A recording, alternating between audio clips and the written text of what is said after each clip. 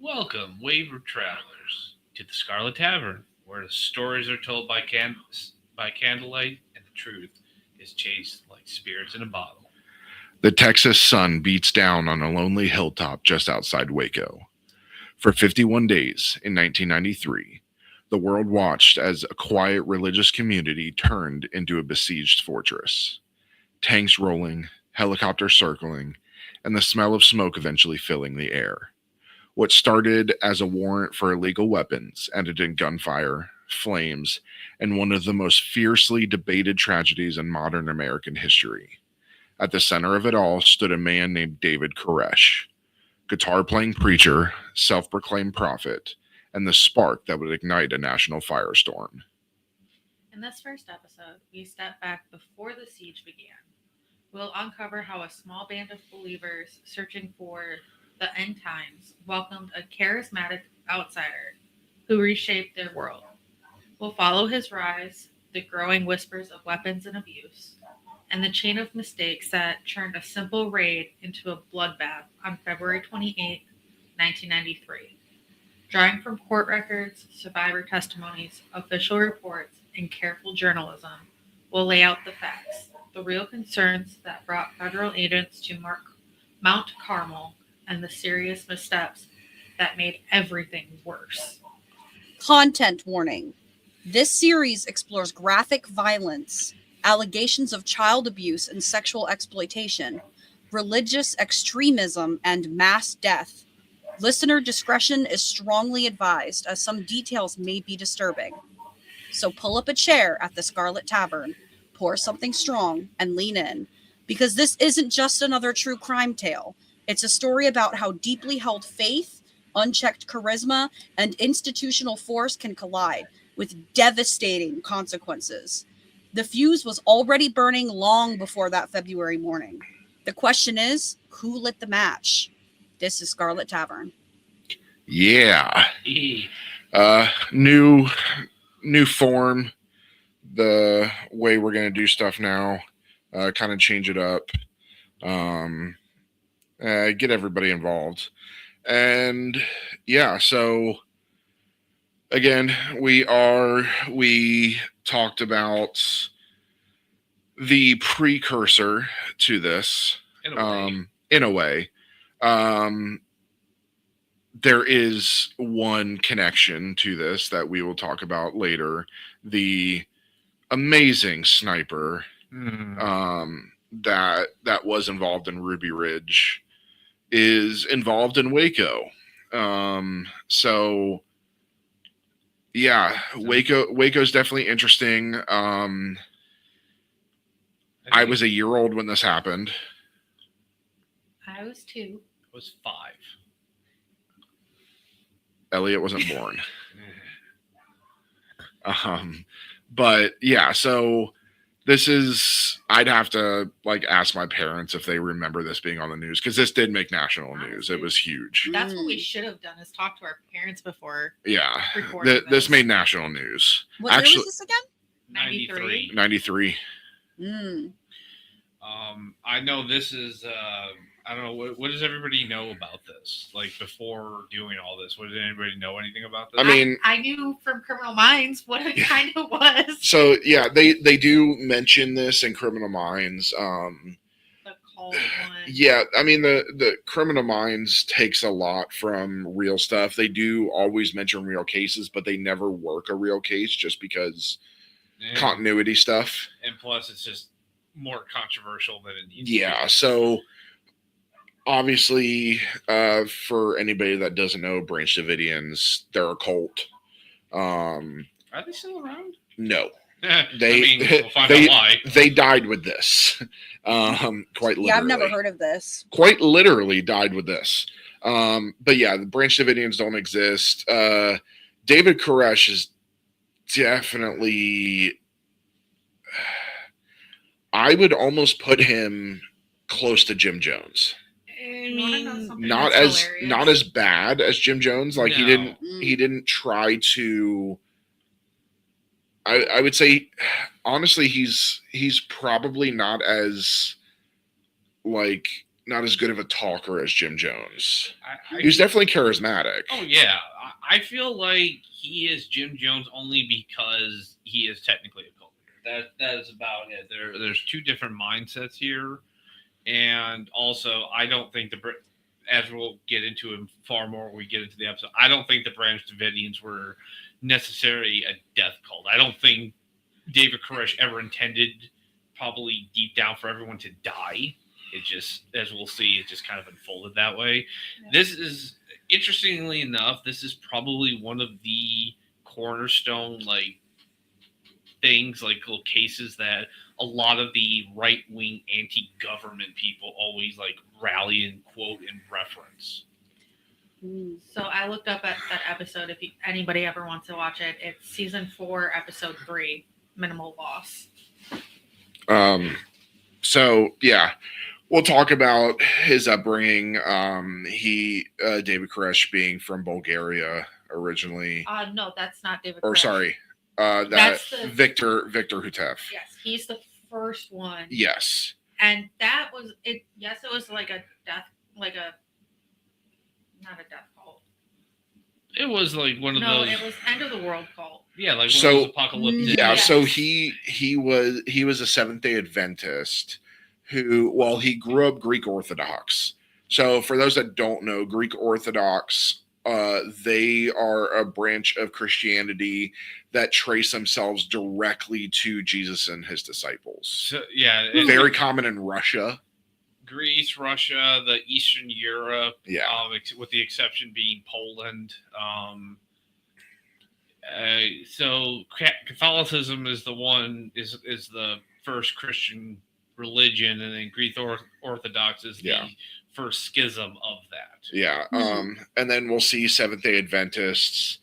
They're a cult in and of itself. I've actually been to a few Seventh-day Adventist church. Yeah, they're interesting. In my job, I've had to inspect some of their churches, and they're.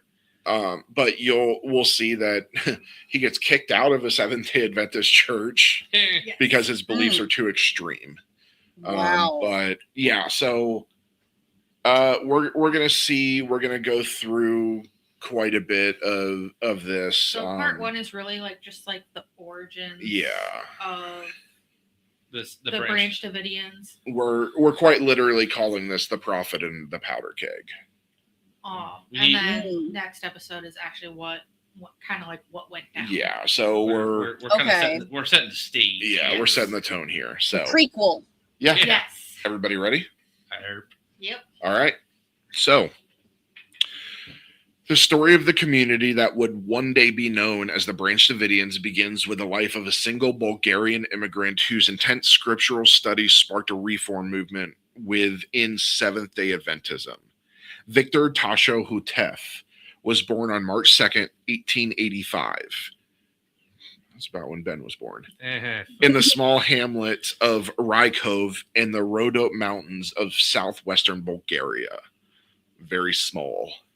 Close to the Greek border. Yep. Raised in the Greek Orthodox tradition, he grew up surrounded by the rhythms of ancient liturgy and regional folklore. In 1907, at the age of 22, he immigrated to the United States, first settling in the Midwest before moving to California. And I believe, we don't know exactly where he settled. I believe it was somewhere near Ohio area, and then moving to California. There in 1918 or 1919, he attended a tent meeting where he encountered Seventh-day Adventist teachings. The denomination's emphasis on biblical prophecy, the seventh-day Sabbath, and preparation for Christ's imminent return resonated with him immediately.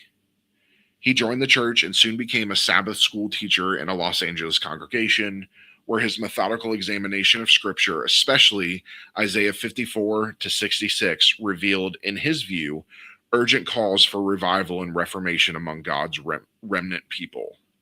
So I just did a quick Google search. It could have also been Illinois.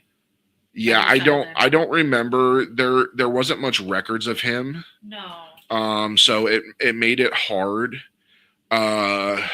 So for those that would like to know, I won't go through the whole thing because it's a lot. But Isaiah 54 to 66 begins, it's the future glory of Zion. Sing, barren woman, you who never bore a child, burst into song, shout for joy. You who were never in labor, because more are the children of the desolate woman than of her who has a husband, says the Lord. Enlarge the place of your tent, stretch your tent curtains wide, do not hold back, lengthen your cords, strengthen your stakes. For you will spread out to the right and to the left. Your descendants will dispossess nations and settle in their desolate cities. Basically, what this was is it was God speaking to the members of Zion. And funny enough is after this time period, Zionist churches started to exist. They exist today. Zionist churches believe that they are direct descendants of Zion and that Zion was supposed to be a holy place. And it did not work out that way. But I meant to put in if you want to what like the breakdown of that was. Yeah, if you want to look it up, Isaiah 54 to 66, it's long. If NIV or King James is hard, look up the Message. It's in modern verbiage. I grew up on NIV, so Yeah, I grew up on King James. Well, then you'll because we were Pentecostal. Yeah, you'll like the verses that are down below. So, King James. By 1929, Hutef had distilled these insights into a comprehensive message he believed was divinely commissioned to awaken the Adventist church from spiritual complacency. Church leaders convened a formal hearing in 1934 to examine his views. Still, he felt the proceedings were rushed and incomplete, with the committee adjourning without fully addressing his arguments. Convinced that internal opposition required a structured response, he and a small group of supporters formally incorporated the movement on March 12, 1934, establishing the Universal Publishing Association in Los Angeles to handle production and distributions of his writings. The foundational text, The Shepherd's Rod, Volume 1, a 172-page manuscript completed in the summer of 1930, served as the cornerstone. Hutef personally delivered 33 copies to delegates at the General Conference session in San Francisco from May 29th to June 12th, 1930, hoping for substantive dialogue. When responses were minimal or dismissive, he expanded the volume by 83 pages and printed 5,000 copies in November 1930 for wider circulation among ministers, workers, and lay members. You just doubled down. Yeah. A second volume spanning 304 pages followed in 1932, and additional booklets in 1933 launched what became the Volume 3 tracts. These works outlined a partial list of the abominations Hutef described within the church while presenting fresh interpretations of end-time events. The title itself drew from Micah 6:9. The Lord's voice crieth unto the city, and the man of wisdom shall see thy name. Hear ye the rod, and who hath appointed it. And Micah 7:14, feed thy people with thy rod, the flock of thine heritage, which dwell solitarily in the wood in the midst of Carmel. Let them feed in Bashan and Gilead as in the days of old. Yes, that's how you say those. I was kind of guessing on that. Yeah, Bashan and Gilead. Yeah, I knew Gilead. So I looked up what version that they used, and they used King James. Yeah, version. so keep that in mind because this is where the name for their place comes from. Carmel, Mount Carmel. It comes from this verse right here. Invoking the imagery of hearing the rod and feeding the flock in the midst of Carmel, symbols of divine authority and prophetic encounter. Although Hutef initially insisted that followers remain within the Seventh-day Adventist Church, continue paying tithes, and treat it as their spiritual home, spontaneous study groups formed in various congregations, leading to disfellowshipments and the growth of a dedicated network of believers. By 1937, the movement had adopted a constitution and bylaws titled the General Association of Shepherd's Rod Seventh-day Adventists. Ugh, that's a mouthful. Yeah, I was about to say. Put that on a tract. Yeah. Complete with an executive council of 9 members, field secretaries, and other officers. The name changed again in 1942 to the General Association of Davidian Seventh-day Adventists. You see why they changed the name to Branch Davidians. Yeah. Aligning with their focus on a restored Davidic kingdom and helping secure conscientious objector status for draft age members during wartime. So we talk about Davidic kingdom. Obviously, this is King David, one of the greatest followers of God. Although David committed a massive sin, Adultery. Well, 2 actually. lust and adultery and murder. 3 technically. But no sin is greater than the other. All sins are equal in the eyes of God. True. So seeing themselves as a Davidic kingdom shows that they have this direct association. And then, of course, by doing this, they get the conscientious objector status, which means that if they're drafted, they can withdraw from the draft because they are conscientious objectors, which means they will not fight. Mm. There is a movie about a conscientious objector. So good. Became one of the greatest medics to ever hit a battlefield. Hacksaw Ridge, amazing movie, amazing actor. Andrew Garfield, amazing, did an amazing job. The most decorated, the man that he plays is the most decorated field medic of all time. Put on our Yeah. topic list. Most decorated field medic of all time, but he was a conscientious objector. But Is it Dodds or Doss? DOS, DOSS. So 3 organizational tracts issued in early 1943 further defined the group as a provisional association dedicated to a specific divine commission that would eventually culminate in the establishment of God's kingdom on earth. In August 1934, Hutef proposed creating a rural headquarters that could function as both a training center and publishing hub, removed from urban distractions. In April 1935, exactly 37 committed followers, men, women, and children, who had liquidated their personal assets, joined him in purchasing 189 acres of undeveloped prairie land 2 miles east of Waco, Texas, with cash. I've been there. Not to Mount Carmel, but I've been to Waco. By September, the headquarters had relocated from California.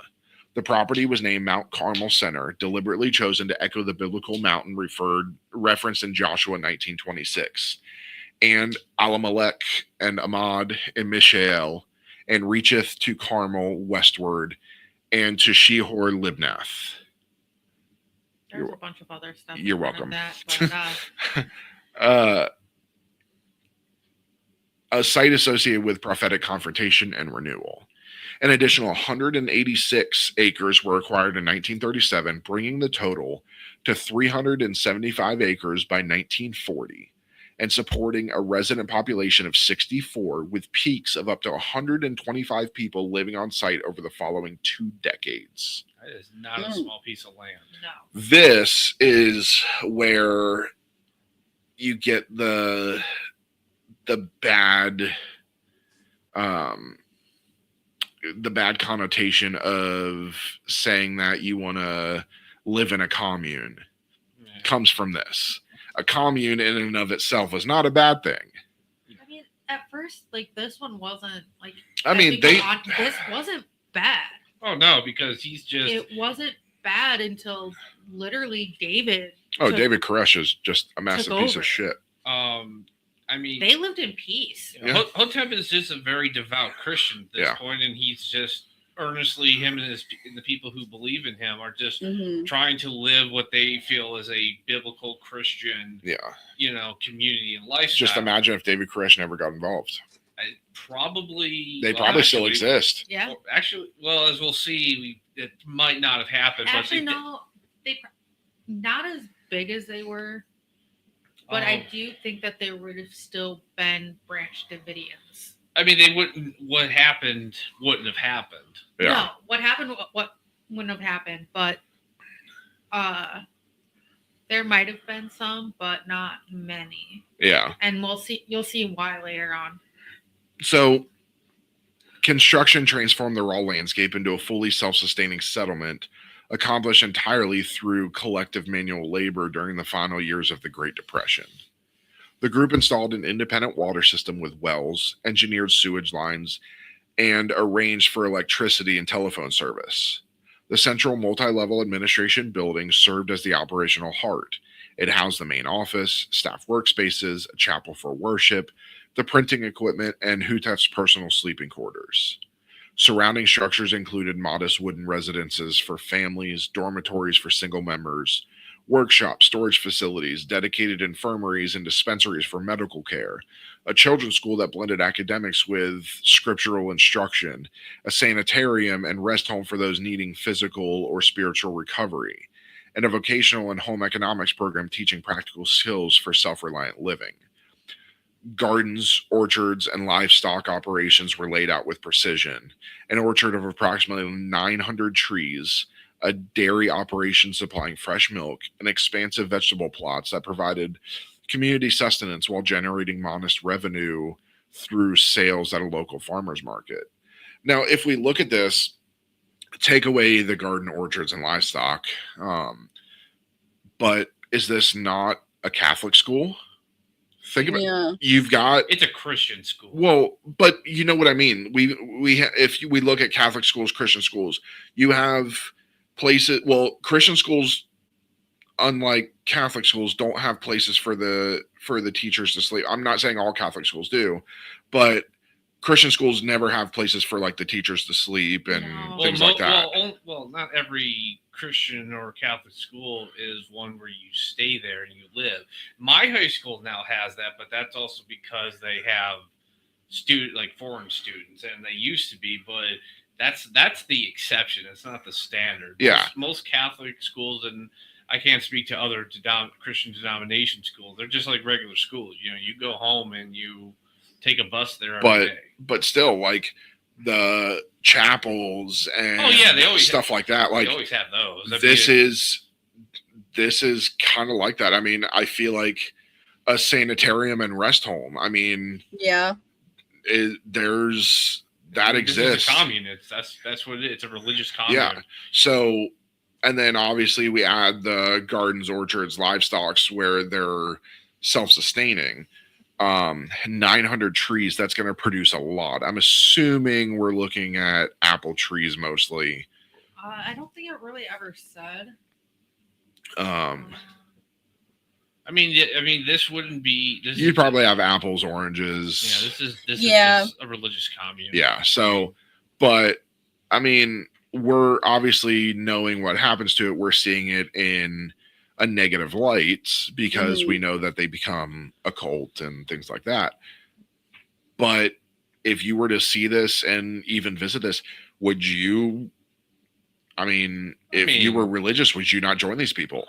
I was gonna say it just kind of seems like a religious town. Yeah. Yeah, I mean, there are plenty of religious people who don't do that who wouldn't join a commune, but that has other factors that are non-religious in nature. These people are probably just super devout. Yeah, I mean, peaches, apples, grapes, and blackberries. It doesn't More than I thought. say. It doesn't really say what they grew. 2 of those aren't trees. Oh. Grapes and blackberries aren't trees. But I mean, their whole setup just kind of seems like a town. Yeah.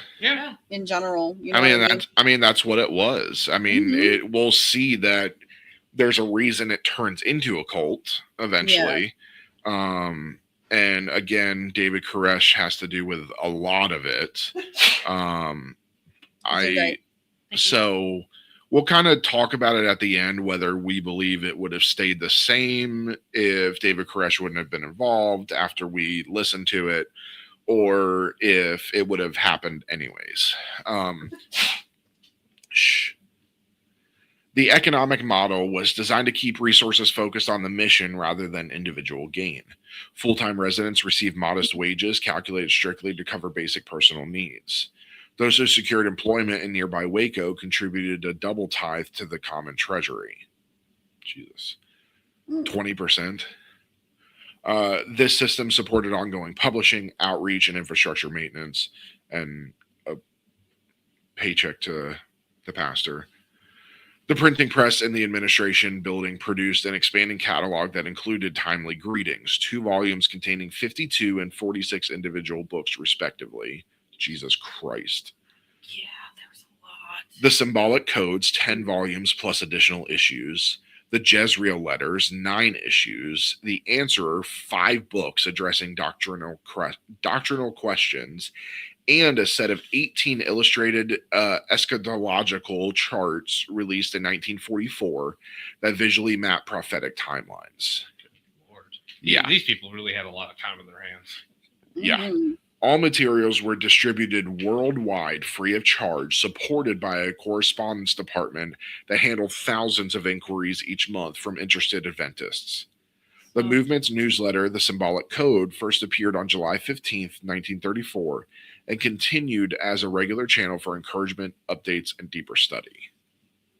So does anybody know what the eschatological means? No. I know I pronounced that completely wrong. Eschatological charts. Uh, It's No. a branch of theology or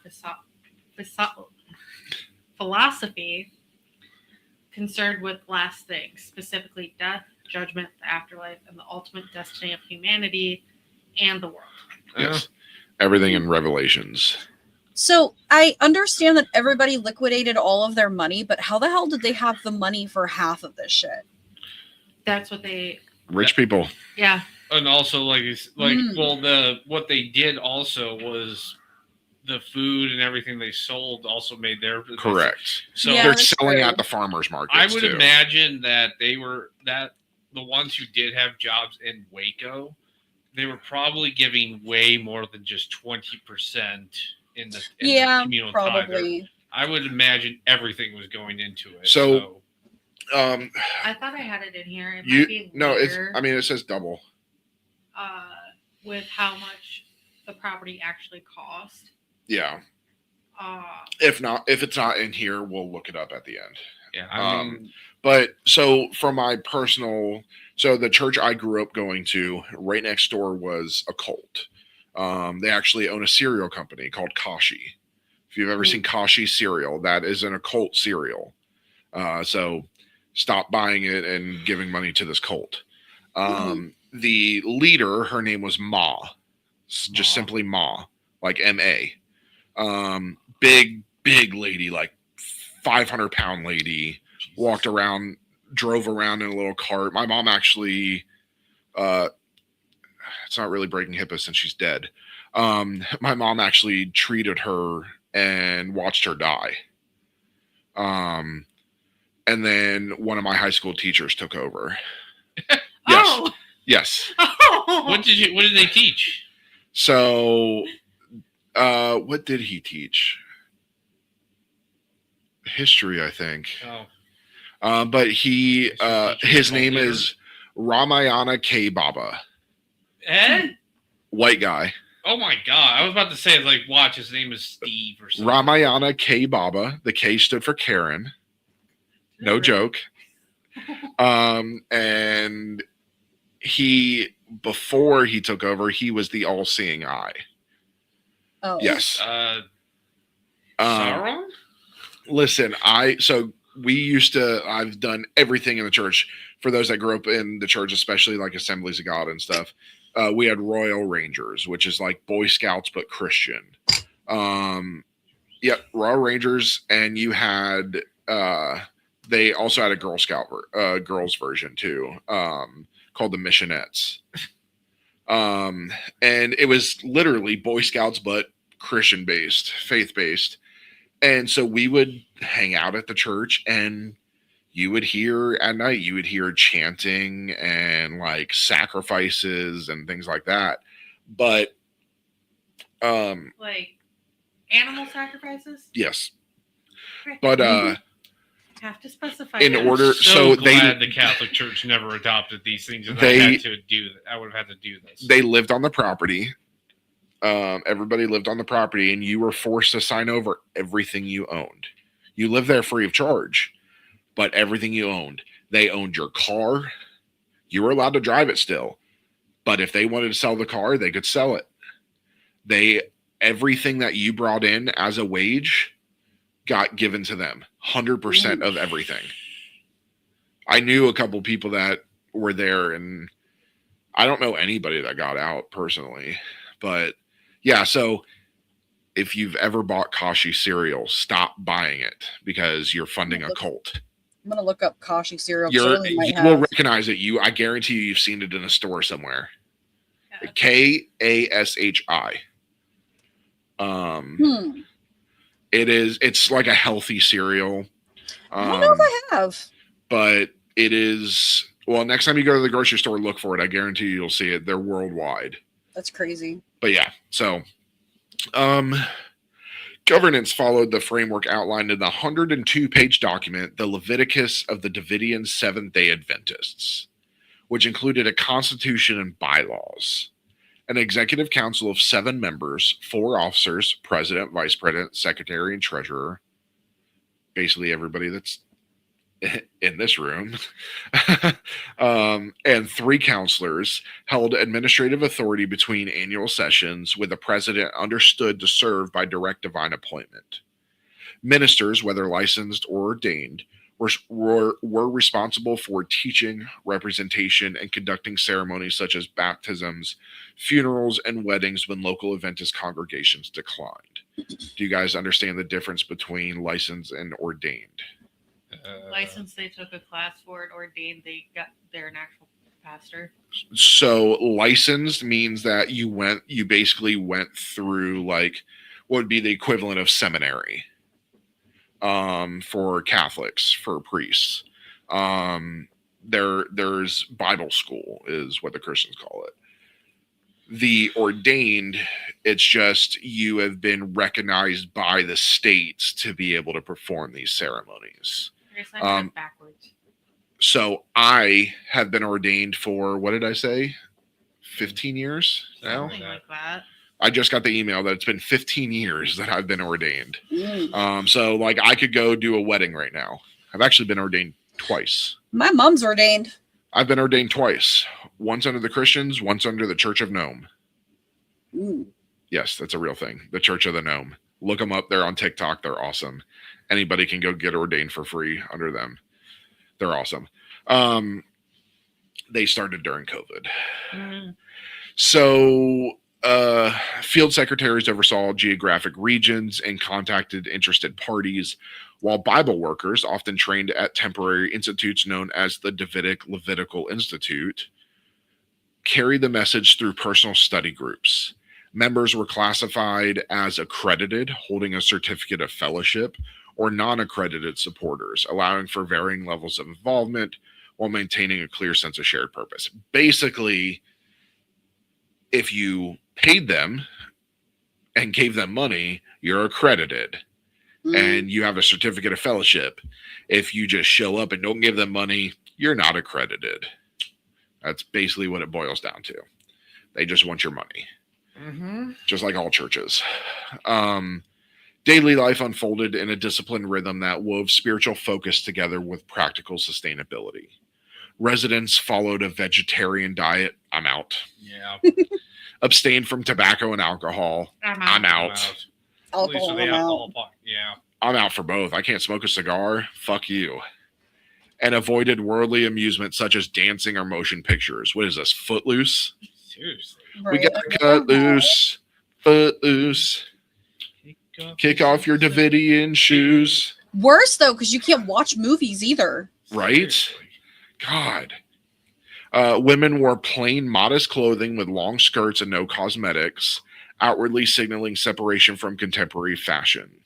So we actually see this a lot if you look at some of the like old school Christians. Mostly like you'll see some of the Methodists that are like this. Baptists, the old school Southern Baptists are like this. Whatever the church that the Duggar family was part of. Duggars are their own thing. I thought No, they they were had- Seventh-day Adventists. No, they're not. They were shit.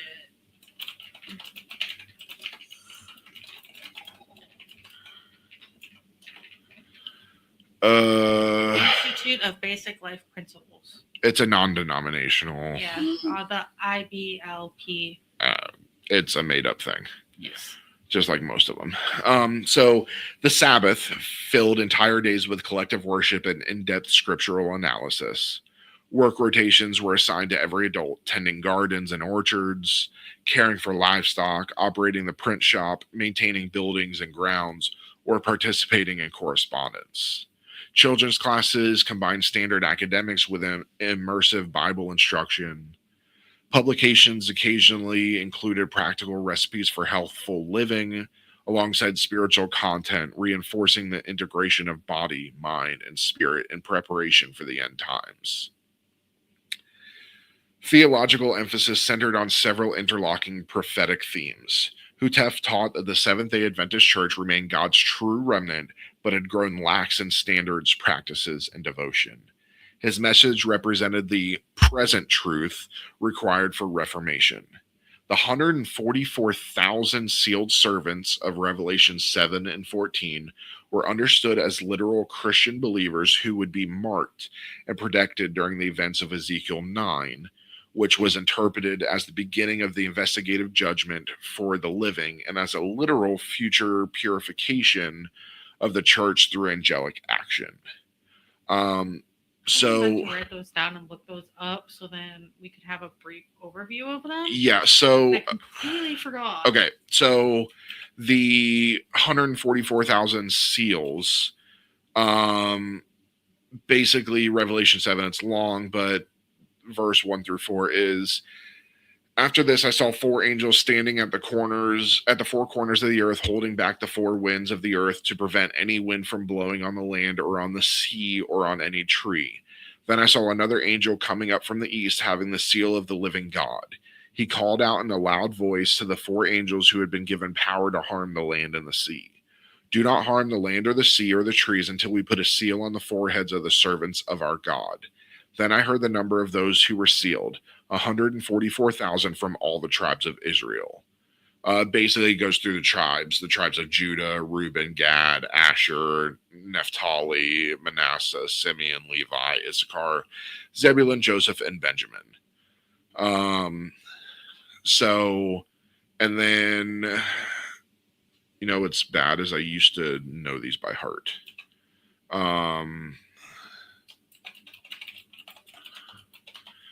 And then Revelation 14 is, and I looked, and lo, a lamb stood on the mountain Sion, and with him 140,000, having his father's name written in their foreheads. And I heard a voice from heaven as the voices of many waters, as the voice of great thunder. I heard the voice of harpers harping with their harps. Funny enough, if they're going by this, and the 144,000 seals being the tribes, unless they're Jewish, they're not included, because those tribes are not for Gentiles. They are Jews. So they're not included. And then Ezekiel 9. Yeah, Ezekiel 9. Basically, then I heard him call out in a loud voice, bring near those who are appointed to execute judgment on the city, each with a weapon in his hand. And I saw 6 men coming from the direction of the upper gate, which faces north, each with a deadly weapon in his hand. With them was a man clothed in linen who had writing kit at his side. They came in and stood beside the bronze altar. Glory God of Israel went up from above the cherubim where it had been and moved to the threshold of the temple. Then the Lord called to the man clothed in linen who had the writing kit at his side, said to him, go throughout the city of Jerusalem, put a mark on the foreheads of those who grieve and lament over all the detestable things that are done in it. And that is where the Catholics get the marking of the ash for Lent, is from Ezekiel 9. Oh, I genuinely always used to I used to blank out religion class. That is where it comes from. It's a mark of lamentation, which obviously is what Lent is. I never completely hated religious class because I was, with the exception of one, I was blessed with actual really good religious teachers who actually made it as palpable as it could, but we never really, like, we obviously studied the Bible. Well, like, you guys wouldn't have done Revelation. Oh, no, we were... No, the Catholic Church doesn't really do the end times. Inevitably, in every Catholic school across the world, there will always be times when we are reading the Bible, and usually it's about middle school when this happens. It's never in high school. In high school, I blanked out half of middle school religious class. I mean, high school was even worse, but inevitably we have downtime in religious class, and we kind of treat the latter half of it as like an unofficial study hall, and somebody will open up Revelation. Why? Don't know. And is this really gonna happen? Well, not that. They'll just start. Some of us were, my class, I remember we were pretty just asking genuine questions, and the Sister Eileen, she was the nun who taught my 7th grade, well, actually 6th, 7th, and 8th religious class. She always got annoyed when people would ask that. She's like, she's just like, oh, brother, no, we're not talking about Revelations. And we're like I remember one time she did, and she was like this the whole time, like, and she said, listen, Revelations was written many, many years after Jesus Christ died on the cross, and it was written by the Apostle John, who was a poet. So take everything with Revelation with a grain of salt, because it was written by somebody who was trained to use colorful language and metaphors. Yeah. So this is Sister Eileen, God bless her, may she rest in peace. She was a wonderful person, wonderful teacher. She said Revelations was not meant for our times. That is what she said. It was not meant for our times. When Revelation was ended, early Christians genuinely thought the world was going to end within theirs or their children's lifetimes. So if you look at Revelations in that lens and that time frame, Revelations makes perfect sense. If you look at it from our time frame, it's like some of this isn't really aligning very well. Yeah. So the purified remnant would then proclaim the final loud cry to gather in an innumerable company before Christ's return.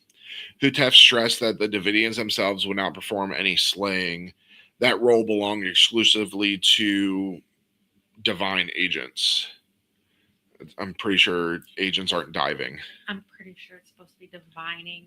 My agents. Bad. Did I miss that? A premillennial Davidic kingdom in Palestine was anticipated as a literal peaceable realm that would fulfill prophecies from Hosea, Micah, Ezekiel, Jeremiah, and Isaiah, and serve as the headquarters for global outreach. Is that how you pronounce it? Hosea?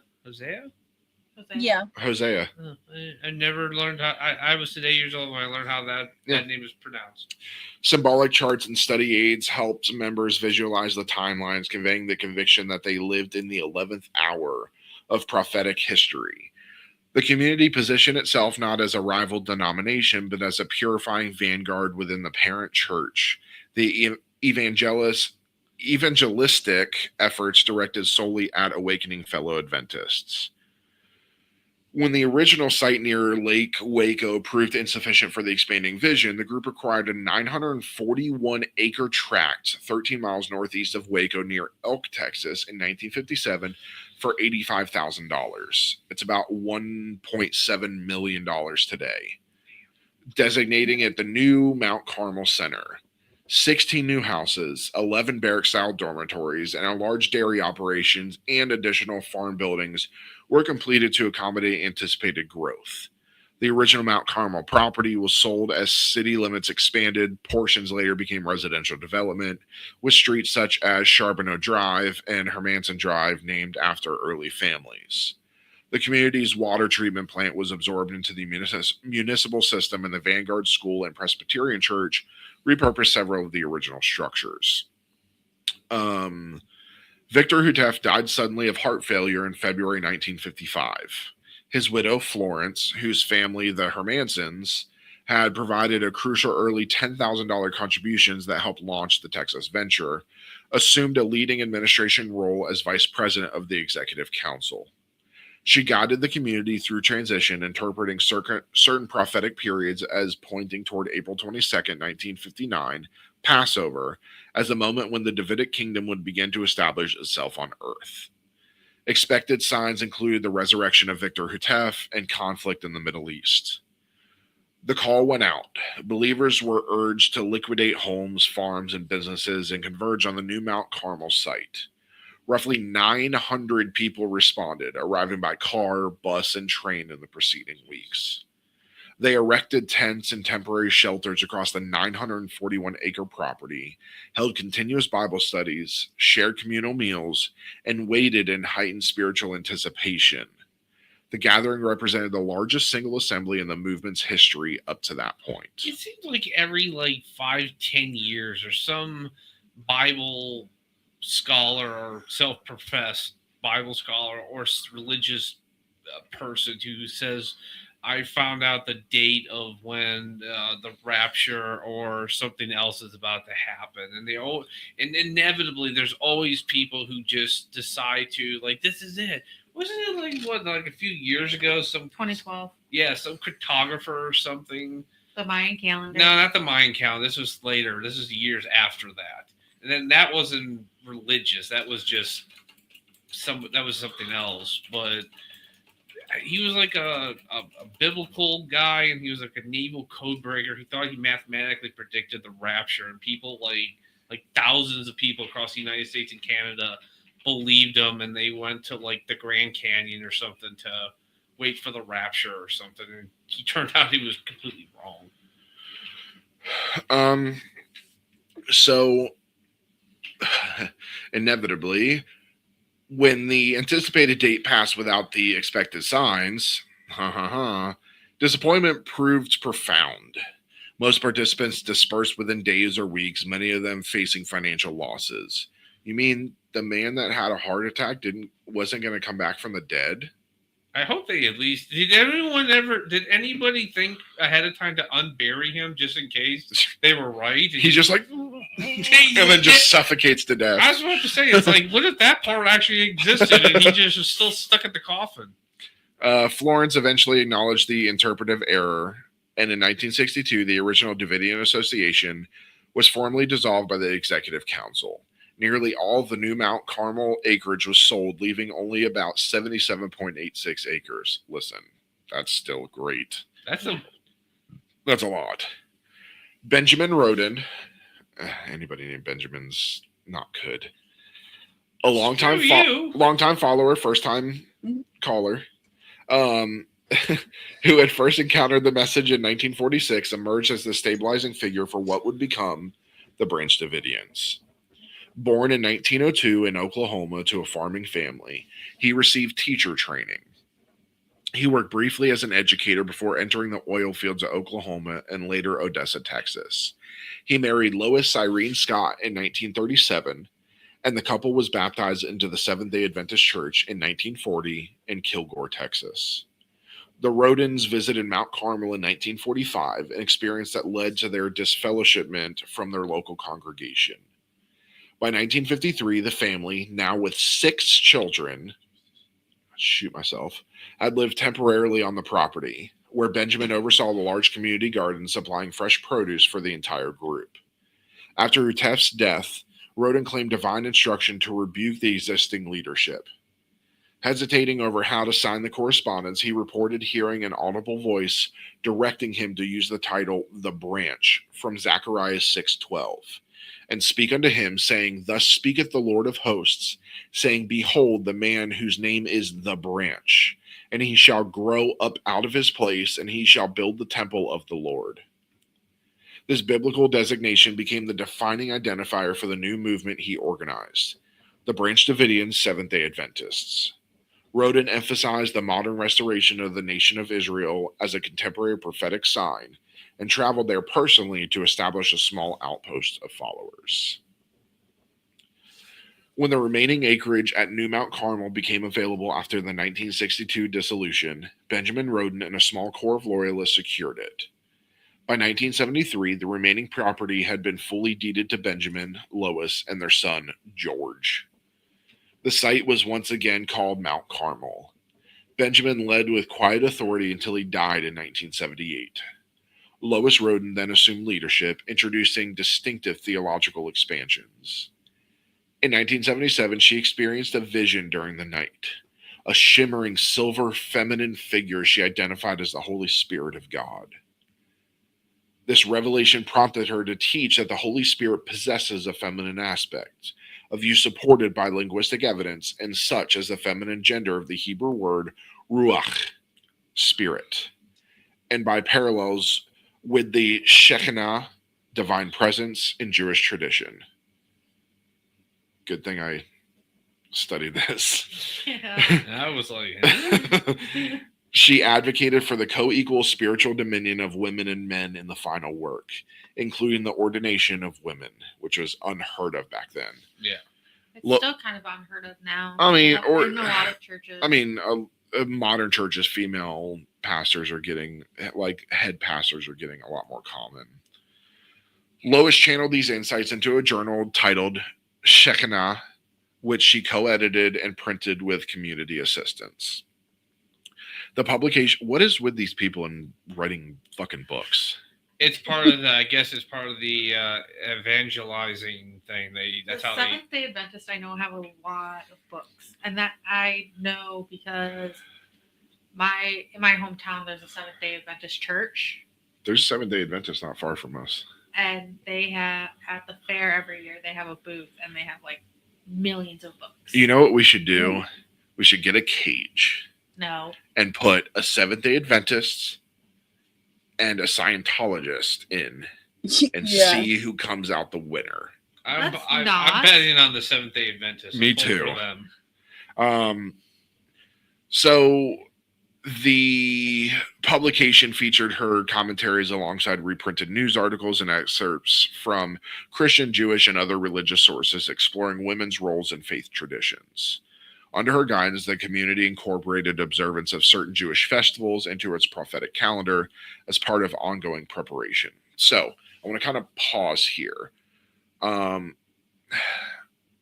Christianity and Judaism differ on the beliefs of women within religion. Christianity sees women as the, I don't know if subservient is the right word, but the man is the head of the house. The woman is there to support the man. Now, I will say my belief always was, if the man is the house, the woman is the neck.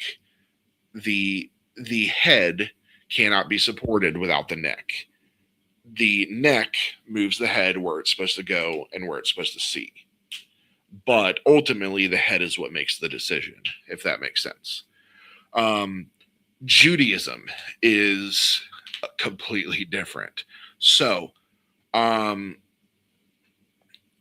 I encourage everybody to go on TikTok, and there is, I'll find it for the next episode, but there is a Jewish rabbi that I follow on there. He is great. His name's Moses. He basically, his wife asked him a bunch of questions. He answers it to teach people about the Jewish faith. But in Judaism, women are seen as perfect. They are, so men grow beards, which help them channel the glory of God. They also have their tavala, I believe is what it's called, but it's basically this thing that they wear around their waist, things like that. Same thing with the yarmulke. And it allows them to channel the divinity of God through them. Women don't need any of that because in God's eyes, women are perfect. So there's a lot of differences there within Christianity and Judaism. If we have any Jewish listeners, if Tavala wasn't right, I may be getting that mixed up. Please correct us, let us know. So by the early 1980s, the Hilltop settlement had become a compact, orderly community sustained by the rhythms that had defined the movement for nearly 5 decades. The remaining families, many spanning 3 generations, tended gardens, maintained modest buildings, and continued structured scriptural engagement. Local Waco residents regarded the residents as courteous, self-reliant neighbors who pursued their convictions quietly and sought no external attention. For now. The air carried the scent of turned soil from the gardens and wood smoke from cooking fires. The community had weathered economic hardship transitions, prophetic disappointments, and internal realignments, emerging smaller yet deeply rooted in its long-term investment. Local incorporation, infrastructure built from raw prairie, a publishing operation that reached thousands, educational and medical facilities created through collective sacrifice, and theological creativity that continually refined ancient prophecies in light of contemporary events, all testified to an extraordinary level of dedication. The Hilltop stood as a living archive of patient preparation, its routines unbroken and its faith resilient, embodying the human capacity for sustained commitment in pursuit of divine purpose. This was the world that existed on the Texas prairie in the years leading up to 1981, a place shaped by immigration and conversion, by conflict and conviction, by land and labor, by print and prophecy. The community had built something enduring from sincere belief in the unfolding of biblical history. Its story reflected ordinary people aligning their lives with what they understood to be the final chapters of Scripture, creating a haven of study and expectation amid the wider world. The Hilltop remained peaceful, its history a testament to the depth of that commitment and the quiet power of a faith lived out in the over half a century. Now, let's talk about Vernon Howell. Who becomes David Koresh? A lanky 22-year-old stepped off a Greyhound bus in Waco, Texas in the scorching summer of 1981, guitar case slung over one shoulder and a heavily underlined Bible clutched in the other. Vernon Wayne Howell, named two, had arrived with almost nothing else to his name, set him apart from the quiet Hilltop community he had come to join. His journey to that moment had been shaped by years of instability, spiritual hunger, and a restless search for belonging that had defined his young life. Vernon was born on August 17th, 1959, in Houston, to 14-year-old Bonnie Sue Clark and 20-year-old Bobby Wayne Howell, who were unmarried and whose relationship ended almost immediately after the birth. Yeah, you heard those ages right. 20 and 14. I had to. This is still not okay in 1959. I went and actually researched that to double check those ages. No, that's right. Yeah, this was bad back then too. Yeah. Bonnie, overwhelmed, placed her infant son in the care of her mother, Erlene Clark, and an older sister. Man, is that Texas? Erlene. Hey, Erlene, can you take care of the baby right here? I can't do it anymore. For the first several years of his life, Vernon lived with his grandparents, where his grandmother essentially raised him alongside his daughter. Her daughter. Yeah, I was going to say, he doesn't have a daughter at this age. Alongside her daughter, Sharon, and her son, Kenneth. The household was noisy and crowded, but Vernon later described those early years as profoundly lonely.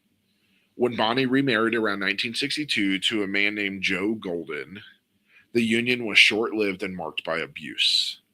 Family accounts recalled Golden beating both Bonnie and the toddler Vernon. Jesus. Yeah. Bonnie eventually left that marriage, good for her, and by 1964 felt stable enough to reclaim her son after marrying the merchant marine Roy Winfred Haldeman. And again, good for her. She left. She got into a better relationship, and she actually did. Yeah. By all Roy- accounts, Roy And the was an- dude's strong because he's a Marine. Well, Marine merchant is a- marine. They're not okay. really military. Oh. So a merchant marine is a civilian sailor that sails U.S. government ships, mostly like okay. cargo ships. And They're not oilers. They're not real people. Funny enough, the Merchant Marine Academy is actually one. It's tough. Yeah, it's actually one of the hardest things to get into, even though the Merchant Marines They don't do anything anymore. Well, they run the cargo ships, the refueling tanks, all the support vessels in the U.S. Navy. Yeah. That fuel ships and everything. They're run by the Merchant Marines. When I was in Charleston at the naval station, I think twice I was there. A Merchant Marine ship came and docked. It was actually pretty cool. But yeah, by all accounts, Roy was a great man. We never saw any reports of abuse or anything like that, and I believe Bonnie and Roy stayed married until their deaths, if I remember correctly. So the family moved to Dallas, where Vernon gained a half brother, Roger, born just before Vernon turned 6. He entered first grade in Dallas while adjusting to his new blended household on White Rock Drive near White Rock Lake. School was a constant struggle. Severe dyslexia made reading and writing excruciating. Teachers and classmates noticed his difficulties, and Vernon was teased mercilessly. He was called Vernie, or more cruelly, Mr. Retardo. We do not condone the use of this word or any word like this, but it is what was used. Yeah. So, It's not even a good insult. Retardo. Bonnie revealed who she was to David when he was 5, because he didn't know that she was his real mother. Yeah. She's Until young enough. that She age. could have been his sister. Yeah. Academically, he lagged far behind and eventually dropped out after 9th grade. Conventional education offered no outlet for his restless mind. Yet 2 passions surfaced early and became lifelines. Beginning in junior high, Vernon developed an intense fascination with the Bible and a natural talent for the guitar. And that will play a factor. The guitar. Should have just given this kid some Oh, comic books. Let's just say David didn't fall far from the tree. Yeah. The tree. At age of 19, he had an illegal sexual relationship with a 16-year-old girl who became pregnant. So he taught himself to play, carrying the instrument everywhere and using music as both emotional release and a way to connect with others. He spent hours alone memorizing long passages of scripture, praying fervently, and pondering prophetic themes.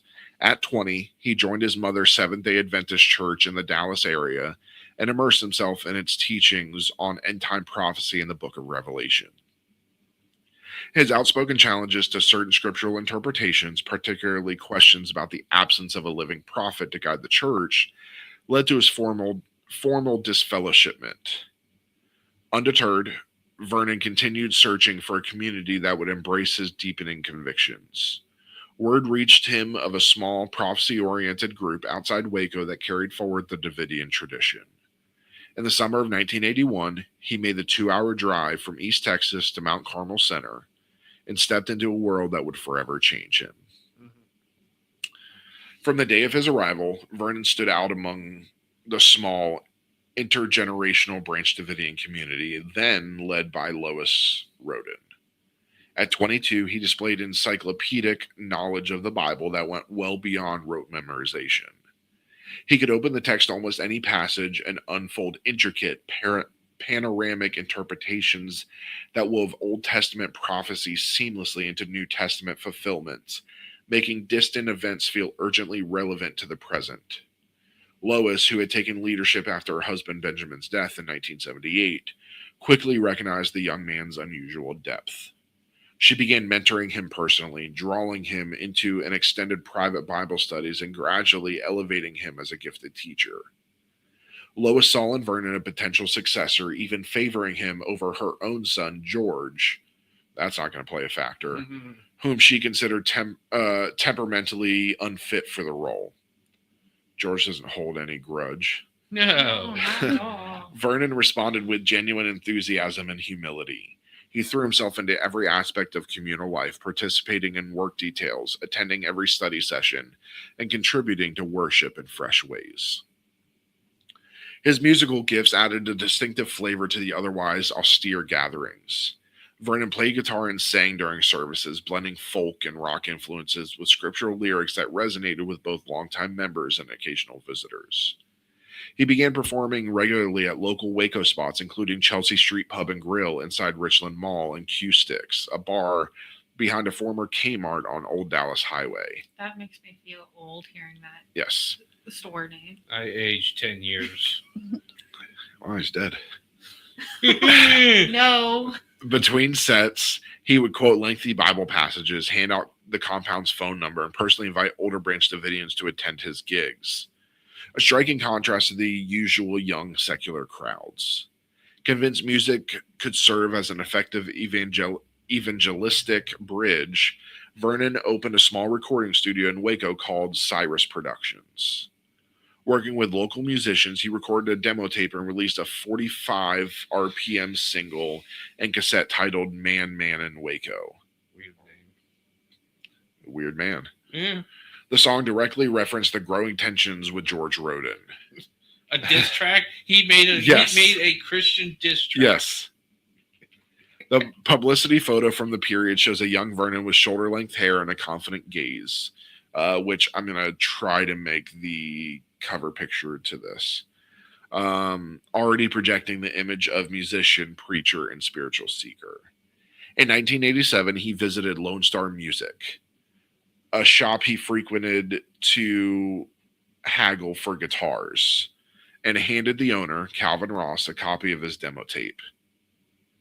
Though his music career never gained traction outside the local scene, these efforts highlighted Vernon's belief that creative expression could draw people toward deeper truth. The newcomer's rapid influence inevitably sparked conflict. George Roden resented the outsider's rising status and saw him as a direct threat to his own claim on leadership. Plus, the diss track. Yeah. The friction built up for years before exploding in 1984. George forcibly expelled Vernon and a core group of supporters from Mount Carmel at gunpoint, even renaming the property Rodenville after a suspicious fire destroyed the administration building and printing press. An incident George publicly blamed on Vernon and his followers, though no charges were filed. Vernon and roughly 25 loyalists relocated to a makeshift camp in Palestine, Texas. Yes, real place. About 90 miles south of Waco. I had to Google that to make sure it was actually an actual place. That's right. Yeah. They lived in tents and trailers under rudimentary conditions, supporting themselves through odd jobs while continuing intense daily Bible studies under Vernon's guidance. They remained convinced that God would eventually restore them to the hilltop property. Lois Roden's death in November 1986 deepened the leadership vacuum. George asserted control at Mount Carmel, but Vernon's exiled followers stayed fiercely loyal, drawn by the unique way their teacher presented Scripture. He did not treat the Bible as a collection of isolated moral lessons, but as a continuous living panorama unfolding across time and into the present. Followers recalled marathon sessions lasting 8, 10, or even 12 hours in which Vernon moved fluidly from Genesis to Revelation, illuminating connections that made listeners feel they were witnessing prophetic events unfold in real time. Fuck me. Listen, I've sat through 3-hour church services and 4-hour church services. No, thank you. Yeah. 12 fucking hours. I mean, what else are they going to do out in the middle of the boonies of Texas? Yeah. One participant described him holding up the Bible and explaining that he saw its context panoramically, as though the entire narrative were unfolding before his eyes. This gift for transforming complex eschatology, the branch of theology and philosophy concerned with the end of history, death, judgment, and the ultimate destiny of humanity, as we touched on earlier. Yeah, I forgot that that word was in twice. Into something immediate, personal, and empowering proved magnetic. The leadership struggle reaches climax in late 1987. George Roden, seeking to settle the question once and for all, exhumed the body of an elderly woman named Anna Hughes, who had been buried at Mount Carmel decades earlier. Jesus Christ. Oh, it gets better. He challenged Vernon to a resurrection contest, declaring that whichever man successfully raised him from the dead would prove divine appointment. What the hell? Oh, just wait, it gets even better. Vernon refused to participate in what he viewed as a grotesque spectacle and instead reported the exhumation to the McLennan County Sheriff's Office as corpse abuse. I mean, honestly, this is the part where, like, David Koresh, I'm actually it's like, okay, like he's That's how actually we got- reasonable at this yeah, point. like Yeah. listen, dude, I was just gonna play rock paper scissors. It's Like, man, Yeah. I could just imagine George invites David in there. It's like, all right, let's settle this, and and Vernon's like, is that Anna? He's like, No. yeah, no, yeah. I literally see him walking in there. He's like, so you asked me to come here? Yeah, we're gonna settle this. Bring it in. Yeah. A cart with a dead body on it, just half skeleton, just sitting there. He's like, sorry, I can't raise What? this. It needs Just poker? skin. Or I could just George starts it off like, all right, first one to whoever resurrects her first wins. You agree? He's like, no, I'm calling the cops. What the hell's wrong with you? And then just one of the Davidians, like Weekend at Bernie's, it. I win. When prosecutors said they needed evidence to proceed, Vernon and his 7 armed companions, later known as the Rodenville Eight, returned to Mount Carmel on November 3rd, 1987. Dressed in camouflage and carrying 5 .223 caliber semi-automatic rifles, 2 .22 caliber rifles, 2 12-gauge shotguns, and nearly 400 rounds of ammunition, they stated they intended to photograph the casket as proof for authorities. George Roden, alerted by his dog, opened fire with an Uzi submachine gun from behind a tree. The fuck you get an Uzi from? A 20-minute gunfight followed. Roden was wounded in the chest and hand before sheriff's deputies arrived and negotiated a ceasefire. Oh my Vernon God. and his group were arrested and charged with attempted murder. The trial in April 1988 lasted 2 weeks. The 7 companions were acquitted. Jury on Vernon's verdict. The prosecutor was not to retry the case, which they technically couldn't anyways because Double jeopardy. double jeopardy. Well, no, if it's a hung jury, then no, it's technically not. Well, it was hung on his. The other 7 were acquitted. Oh, no, the others, yeah, no, he can only do it on. Yeah. During the proceedings, Judge Herman Fitz, yes, real person, refused to allow the casket in the courtroom, Yeah, they tried to bring the fucking casket into the courtroom. declaring, this courtroom ain't no place for a casket. George Roden faced separate legal troubles. He was jailed for contempt after using foul language in court filings and for violating a prior order barring him from the property. Jesus, the Texas justice system is wild. Yeah. Most, Actually, technically, in Texas, you can actually legally have a fist fight with each other Oh. and not go to jail as long as both approve and there is a lawful witness. oh, shit. Honestly, I agree with that. Yeah. I do too. Yeah. Most church congregations after services have like a nice lunch or whatever. Texas, gunfights. Yeah, like what the hell? We tried it the police way. Now we're doing it ourselves. I could just imagine the sheriff's going on. What the? He goes into church. George is. This isn't what I meant about proof. And then it's like, you still haven't buried the body again? He just comes back with just a finger. Like, you broke it off the body? And the fact that the other guy just had an Uzi? Yeah. Yeah, we just Like- ignoring that fact. It's like, why does George? He How probably was did on. George get an Uzi? Oh, Like, I bet the you- other I guys are wanna know. crazy. An Uzi is wild. Yeah. With George sidelined, Vernon's faction gradually returned to Mount Carmel. In mid-1989, George Roden killed another Davidian, Wayman Dale Adair, who had claimed to be God's chosen Messiah. Found not guilty by reason of insanity, Wow. George was committed to a mental hospital. I bet you any money when Vernon eventually took over and there was probably still some of George's supporters there after everything, he'd be like, What didn't I tell you the guy was crazy? Somebody get my Uzi. Yeah, right. The body's By now. the body's like over in the corner. They still haven't. The body's still in the casket, sitting my in the God, yeah. office. Everyone forgot to rebury that poor woman. Bury Anna.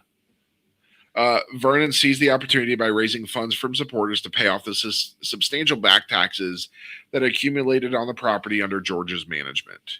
This because he spent all his money on an Uzi. And digging up Yeah. dead bodies. Yeah, apparently George's his financial decisions were nothing. He just did nothing. Yep. This final step secured a clear legal title to the remaining 78 acres and solidified Vernon's control. God. By late 1989, the community once again recognized him as its undisputed leader. And I didn't even have to raise a body from the dead, just put some in the ground. On August 5th, 1989, Vernon released an audio tape titled New Light. In it, he announced a dramatic new revelation he claimed had come directly from God. Drawing primarily from Psalm 45 and the body of Anna, he related passages describing a great king who marries many princesses and fathers a mighty dynasty. Of course it does. Vernon declared that he was commissioned to create the House of David. Great show, by the way, on Yes. Amazon. It's actually a really good show. And this is where I get pissed. A new lineage of children who would one day rule during the millennial kingdom. All women in the community, he taught, were to become his spiritual wives. Existing marriages were to be set aside. Husbands were instructed to practice celibacy, while their wives entered into exclusive sexual relationships with Vernon for the express purpose of procreation. Yeah. Elliot, just be prepared. You're about to lose your shit. He's like, and I'm having sex with Anna. They didn't Mm. put her in the ground yet. Hey, he probably did. You know Or what? Viber, one way or the other. I mean, it honestly. She's not the one rising. Keep in mind, everybody, up until this point, Vernon or David, we'll just use David just so that we all know what we're talking about. Up until this point, David is actually more or less, he's very intense. He's charismatic and religiously intense, but he hasn't really gone off the deep end. Until Yeah. now. Yeah, this is what we said in the beginning about the consequences of unchecked charisma. Yeah. He insisted that each union was guided by specific divine instruction, framing the arrangement not as personal desire, but as a solemn obedience to prophecy. Among those who entered these relationships was Rachel Jones, who was 14 when she married him legally and later bore his child, a son named Cyrus. Okay, so here's the thing. Unfortunately, in this government, and this has been the way since the beginning of the government, as long as it is religious and the parents say okay, it is legal. I don't think I can say my opinions about that. It's not a good thing. And again, it's been the law since the beginning of our country, unfortunately. Keep in mind, this is obviously almost 99% of Christian religions do not do this. This is very, yes. There are extremist Christians who would never in their wildest dreams. Yes. It's very rare, and you have to get literal permission from the government to do it. That's assuming they even do it, because the problem is that those laws are been on the books for before statutory rape and everything was really considered that. Well, and before we had our modern judicial system. And they're really states I know are working on getting rid of these laws to protect children. Fuck the Mormons. Yeah, pedophiles should not be alive. Yeah, No. so I agree. Other young women were also incorporated into the House of David. Vernon openly acknowledged fathering children with teenagers, always presenting the practice as fulfillment of God's command rather than any human impulse. He repeatedly described himself as a sinner without equal, yet maintained that his unique role as a chosen vessel required this radical reordering of family and sexual relationships within the community. And keep in mind, this is what always it just baffled people when they after we're coming up to when everything really just went to shit. When they started looking into the congregation, like who are these people there? Everyone kind of expected to see a bunch of backwoods hicks who just illiterate people who knew nothing more than what this guy is. That is actually couldn't have been further from the truth. Very well educated. There were Ivy League doctoral graduates in this thing. There were lawyers. There were educated people willingly went along with this guy. People were like, yes, I will let you bang my wife because somehow this incorporates into some scriptural interpretation, blah, blah, blah. And it's like, dude, you are like top of your class at Harvard. How are you this delusional and stupid? And also keep in mind, this whole House of David thing, unless David Koresh is Jewish, can't be part of the House of David. Yeah. Do we go in here about how many kids he had? No, we do not. Not yet. 14 to 16. Yeah. With various people. Is this guy still alive? No. David Koresh? No. Okay, We'll see what happens to him. He gets his comeuppance. Yeah. Good. So, In a brutal. So, unfortunately, so did the kids in a. We'll see. way. We'll get into that in not this episode, but it's sad. it is.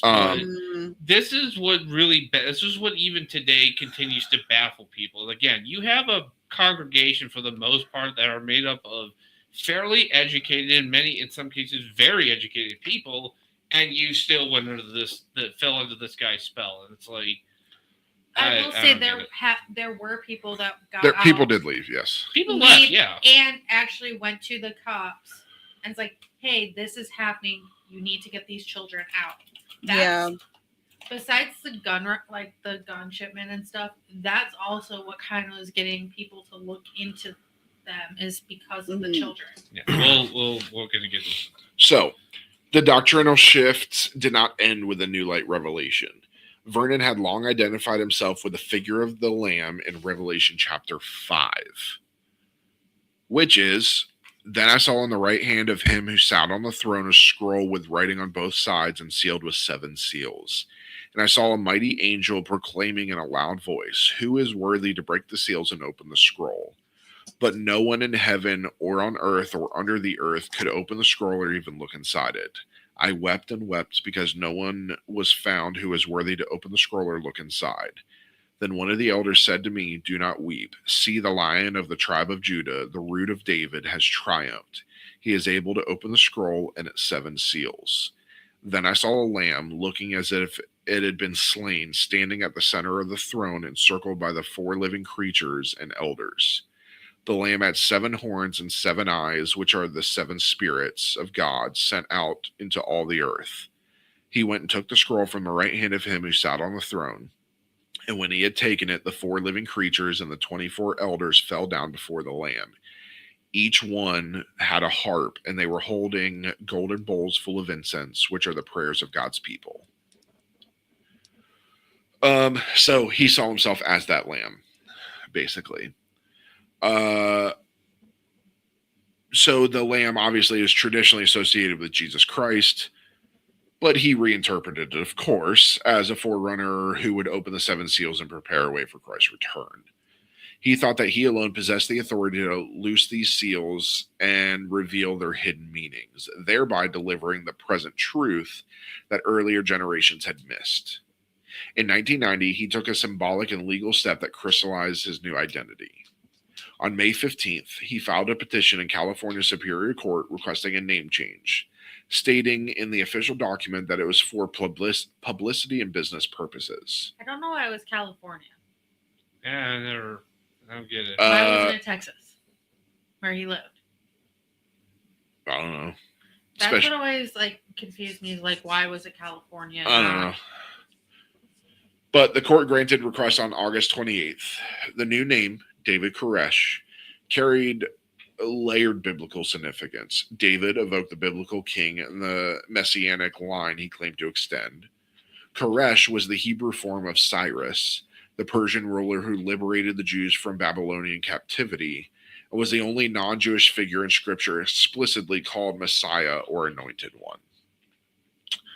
Earlier in 1985, Vernon had traveled to Israel, where he claimed to have received a vision confirming his role as the modern-day Cyrus. Of course he did. The name change encapsulated his self-understanding as a latter-day liberator and head of a restored house of David who would defeat God's enemies and usher in the final events of prophecy. Koresh's charisma rested on far more than doctrinal innovation. He continued to lead extended Bible studies that often stretched through the night, blending humor, intensity, vivid storytelling, and meticulous cross-referencing of Scripture. Survivors remembered how he could make the book of Revelation feel immediate and alive, connecting current events and personal experiences to ancient texts in ways that left listeners feeling both empowered and urgently called. His guitar remained a constant presence. He customized instruments with apocalyptic artwork and used music during worship to draw people closer, whether in formal services or informal gatherings around the hilltop. He recruited new members through personal conversations, shared recordings of his sermons, and the sheer persuasive power of his interpretive vision. Some who joined described feeling truly seen and valued for the first time. Lonely seekers who discovered purpose and belonging in his panoramic reading of Scripture. Cult 101. Yep. Mm-hmm. Others noted the atmosphere at Mount Carmel under his leadership as one of disciplined anticipation. Communal meals shared in fellowship, collective labor on the property, and constant study that left little room for outside distractions. Families who had belonged to the group for generations mingled with newer converts, all united by the conviction that Koresh's revelations represented the final unfolding of God's plans for the end times. By the early 1990s, David Koresh had completely transformed the small, aging Branch Davidian community into something distinctly his own. The doctrines of the New Light and the House of David had redrawn internal relationship, placing him in the absolute center of both spiritual and familial authority. His self-identification as the Lamb who would open the 7 seals gave every study session and every daily interaction cosmic significance. Yet even as the group grew more insular and committed, Koresh maintained an outward-facing persona, musician, teacher, and self-described sinner prophet, who continued to attract those searching for answers in an uncertain world. The hilltop community, once quiet and contemplative under earlier leaders, now hummed with the energy of a man who believed he held the key to unlocking the final mysteries of Revelation. What had begun as one young man's arrival with little more than a guitar and a Bible had become a profound reimagining of the group's identity, centered entirely on a single polarizing figure whose teachings, charisma, and vision would define the community's direction for years to come. So, now it all goes downhill. Yeah. I will just let everybody know this will be a little bit of a longer episode. Normally we stick around an hour and a half, but we want to try and get all of this done within this part so that we can continue the next part so we don't fuck up our schedule. So Yeah. I didn't realize how much talking we were going to do. yeah. So by the early 1990s, the hilltop settlement at Mount Carmel had settled into a routine that appeared to outsiders at least largely self-contained. Families tended gardens, shared meals, and gathered for long sessions of scriptural study. Guess who didn't do any work? David. No, because he's God. Yet beneath that surface of quiet communal life, a series of reports began to filter out to local authorities and federal investigators. Reports that would eventually draw the attention of the Bureau of Alcohol, Tobacco, and Firearms, who have a great history of these things. The first concrete trigger came in May 1992. I wasn't even a year old. I was 1 year. How old were you, Ben? 4. I was As 1. you damn well know. A United Parcel Service driver named Larry Gilbraith was making a routine delivery to the property when he noticed a package had broken open in transit. Inside were at least half a dozen inert grenades and a quantity of black gunpowder. Gilbraith mentioned the discovery to Chief Deputy Daniel Wyenberg of the McLennan County Sheriff's Department, who in turn notified the ATF's Austin field office.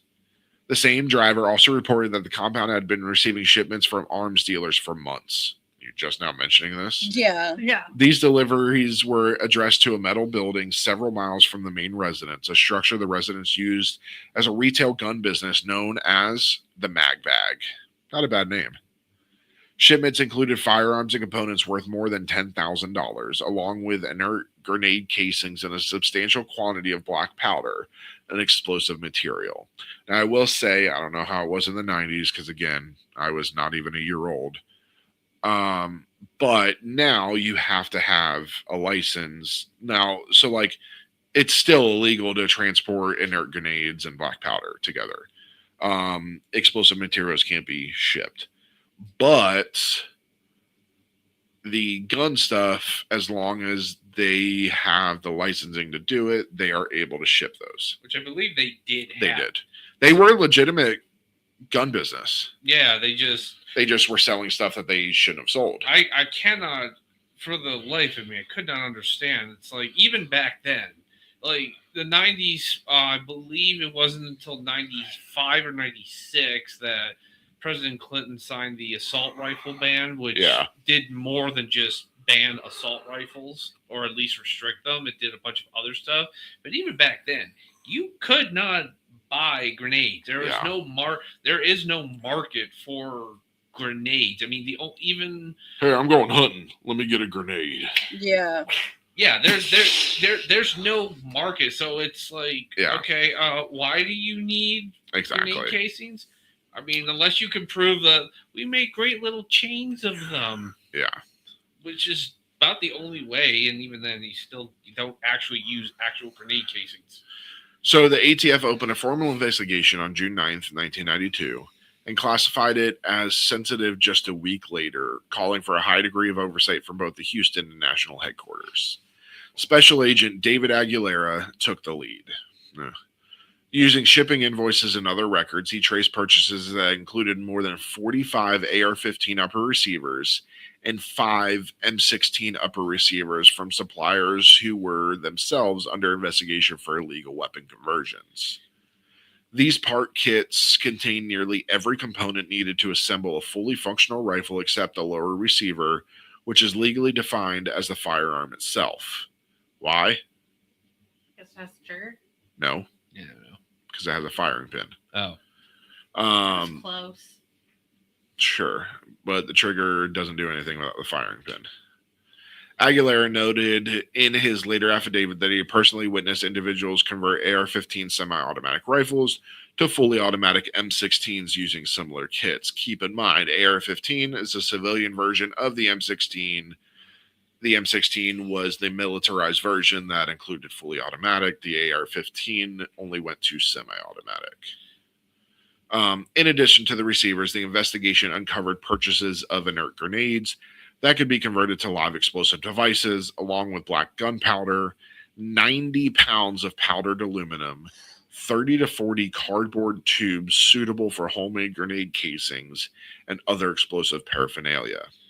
Now, I will say there was, I saw this in a, read somewhere, one of the things that really spurred on the ATF to really pursue this as vigorously as they did, not long before this happened, I think there was a congressional fact-finding investigation into Waco.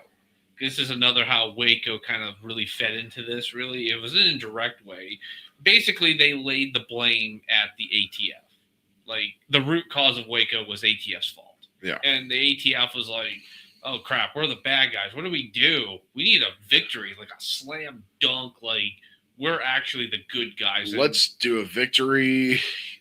They picked Waco. They picked these guys. Yeah. These guys were seen as an easy victory. I mean, you got the grenade casings. A deeper look into it looked like, hey, we don't have solid evidence, but there's definitely some stuff here worth investigating. Plus, they're religious nuts. And So- Ben misspoke. He meant Ruby Ridge. Oh, Ruby You Ridge, kept saying sorry. Waco. Oh, my bad. That's why I was like, Ruby Ridge. this was supposed to be their easy thing. Sorry, everybody. Yeah, no, I'm talking about Ruby Ridge. Yeah. They They fucked up up. there in Ruby Ridge, and this was supposed to be how they made it up. And you know, we'll see how that goes. what's that little TikTok song or little soundbite? And nothing can go wrong. Oh no, it all went wrong. That about sums this up perfectly, I think. So, the mag bag had also acquired over 8,100 rounds of 9mm and .223 caliber ammunition, 20 100 round capacity drum magazines for AK-47 rifles, 260 M16 AR-15 magazines, 30 M14 magazines, 2 M16E2 kits, 2 M16 car kits, 1 M76 grenade launcher, 200 M31 practice rifle grenades, 4 M16 part set kits, 2 flare launchers, 2 cases of approximately 50 inert practice hand grenades, 40 to 50 pounds of black gunpowder, 30 pounds of potassium nitrate, 5 pounds of magnesium metal powder, 1 pound of igniter cord, 91 AR-15 lower receiver units, and 26 various handguns and long guns. Yeah.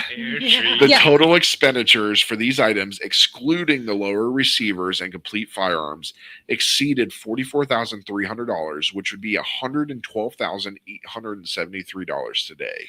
I would say And I have them all, please. yeah. I guess they don't think God has their back. If Well- they really need all these weapons. I God mean, spoke through the bullet. I would say Yeah. about. I mean, this is just me with not going into the minutia of the law. I would say about 2/3 of everything that they have here for a regular gun business is like, okay, they have that. What really sticks out is the grenades, the black powder, even the black powder. Potassium nitrate. The potassium nitrate is the big one because Yeah. I don't know why the hell you need that. 'Cause- And igniter cord. yeah, that's bomb making. So That's igniter, keep Boom. in mind, igniter cord is not used in grenades. It kind of does that itself. Mhm. That's what the tubes are for. Basically, the way a grenade works is that you have the the gunpowder and the metal powder. You have the tube in with the paddle and a pin. You pull that pin, let go of the paddle, it creates a spark Yeah, and explodes. exactly. 5 seconds. Exactly. Don't ask me how I know that. What? I was in the military. That's how I know. Yeah, so that's like, okay, what do you need? That's what's worrying me. Well, that's bad, but again, the potassium nitrate and the det cord. Yeah. I would have also been looking for how much diesel they have on the property, because if they got a lot of diesel, yeah, They're making that's- some big bombs. Yeah, we'll kind of see in our next episode after Waco of why potassium nitrate is now a very much tracked and flagged material. If you Even buy- for farms. yeah, even Yeah. if, and especially why you get a visit from the government if you buy more than 2 pounds of it. Oh, shit. What? It's like, dude, like, bitch, ATF! shit. But you're not real agents. Go away. We're about to find out how they got caught, thanks to a U.S. Army veteran Yeah. who probably had massive flashbacks. Yeah. This was 92. Probably Yeah. nom, depending on. So I don't know how old Ben Hayes was. I don't know if we even know, but he probably was a non-vet. So he's probably having really bad flashbacks of machine gun fire. So residents added to the picture. A neighbor, Ben Hayes, a U.S. Army veteran who lived nearby, reported hearing what sounded like machine gun fire coming from the property on November 1992.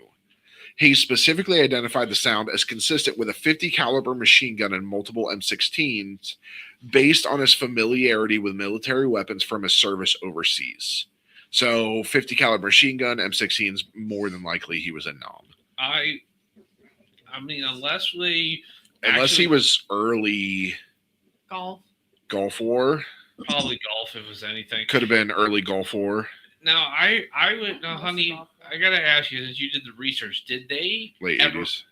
did they find any 50 caliber guns on No. there? Like, okay, so to me that that is also a thing of if Ben Hayes, and again I don't know. It could have been golf.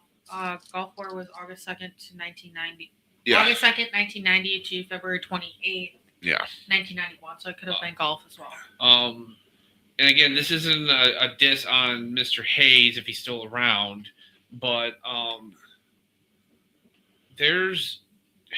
if there's no gun there, I mean, I don't Well, know. I So- don't know how he would have heard that. So It's keep like, in mind. I mean, there's no other commercial 50 caliber gun that sounds like the actual military machine gun no, version. but if he's far enough away, maybe the M76 could sound like it. If he's far enough away, hearing that.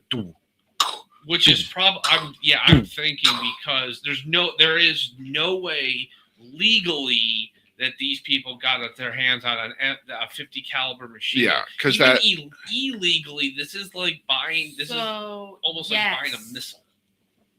Federal investigators recovered 2 50 caliber rifles Okay. from the ashes and Whoa, 50 caliber rifles or machine guns? It says rifles. Okay, that's that's difference. Big difference. That's like a Barrett 50 cal. Yes, it says such as Barrett rifles. Yeah, that's a Okay. difference. So That's- that's a different sound too. That's probably That's so. Mr. Mm. Hayes, I think. big sound. I've shot one. It's great. Yeah. It's fun. I don't think he heard a 50 caliber machine gun. I think it was probably so. The M76 is the handheld grenade launcher. That was the precursor to us getting the 203? M203 on the bottom of the rifle. So you would hear a thump, thump. That's probably what he heard. Yeah, I don't.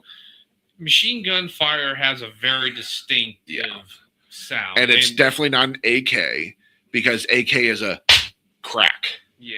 That's. I know that sound too well. I think Mr. Hayes was. I mean, kids, keep in mind this is a very even back then. It definitely built up. It was still a very remote part. Oh yeah. Nowadays, you go down there, it's all strip malls and everything. Yep. But, yeah, no, this is not. I think he was mistaken, which unfortunately is because this testimony, amongst others, would lead to the ATF to think that holy crap, these guys are really arming themselves. Yeah. Another deputy sheriff testified to hearing a loud explosion at the residence that produced a cloud of gray smoke. These weapons-related concerns were compounded by separate allegations of child abuse that had circulated among former members and reached investigators. Probably true. I'm sure it was. Yeah. He was his He's father. he's banging underage teenagers. Of He course, was his father. Yeah. Reports describe physical discipline of children that some viewed as excessive and accounts of statutory rape involving underage brides. No fucking shit. While the ATF's primary focus remained on firearms violation, these rumors added urgency and moral weight to the case in the eyes of some agents. Keep in mind, ATF cannot do any charges of the discipline or the rape. They cannot even do subsequent charges. no, they would have to. They'd have to bring in the FBI Yeah. or Wow. local law enforcement because that is not their purview. They cannot even investigate it. If it comes across in their investigation, Yeah, they can hand it over, yeah. but they cannot file charges for that. They can even possibly Mm. pay you for it, but they can't. Correct. But formal charges, no. That's They not their FBI or local law enforcement would have had to do those charges. On February 27, 1993, just one day before the raid, the Waco Tribune Herald published the first installment of a 7-part investigative series titled The Sinful Messiah, which I believe you can still find if you Google it. Written by reporters Mark England and Darlene McCormick, the series painted a vivid portrait of life inside the community. It described Koresh as a man with dimples, a 9th grade education, a legal wife he had married at age 14, a fondness for beer, and a habit for carrying a 9mm Glock while maintaining an arsenal of military-style assault rifles. Yes, you can still find it.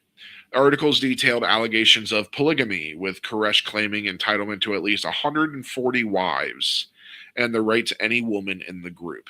Now, I will say, It's an odd number. while think about this.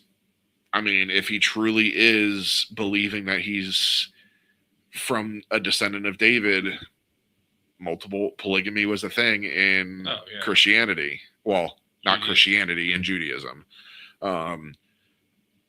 As was young marriage. I mean, if you... A lot of that was just also because they interpreted puberty and women as that is your sign of adulthood. As far as we can tell, like Mary, mother of Jesus, was like 16.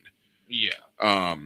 So they reported that he had fathered at least a dozen children, some with mothers who had become brides at ages 12 or 13, and included accounts of physical abuse against children. The series created an immediate public sensation in Waco and beyond.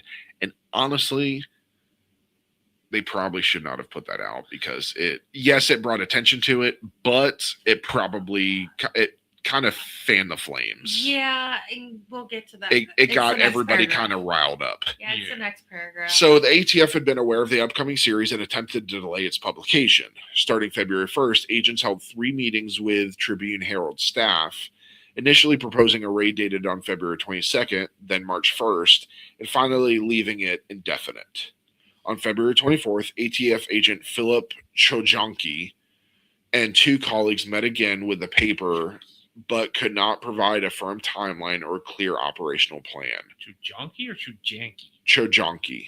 I don't know. Whatever. I don't care. He got made fun of. Plus, he's the ATF. Who cares? Yeah, he's not a real cop. No. The newspaper ultimately decided to proceed, running the first installment on February 27th, along with an editorial calling for authorities to take action.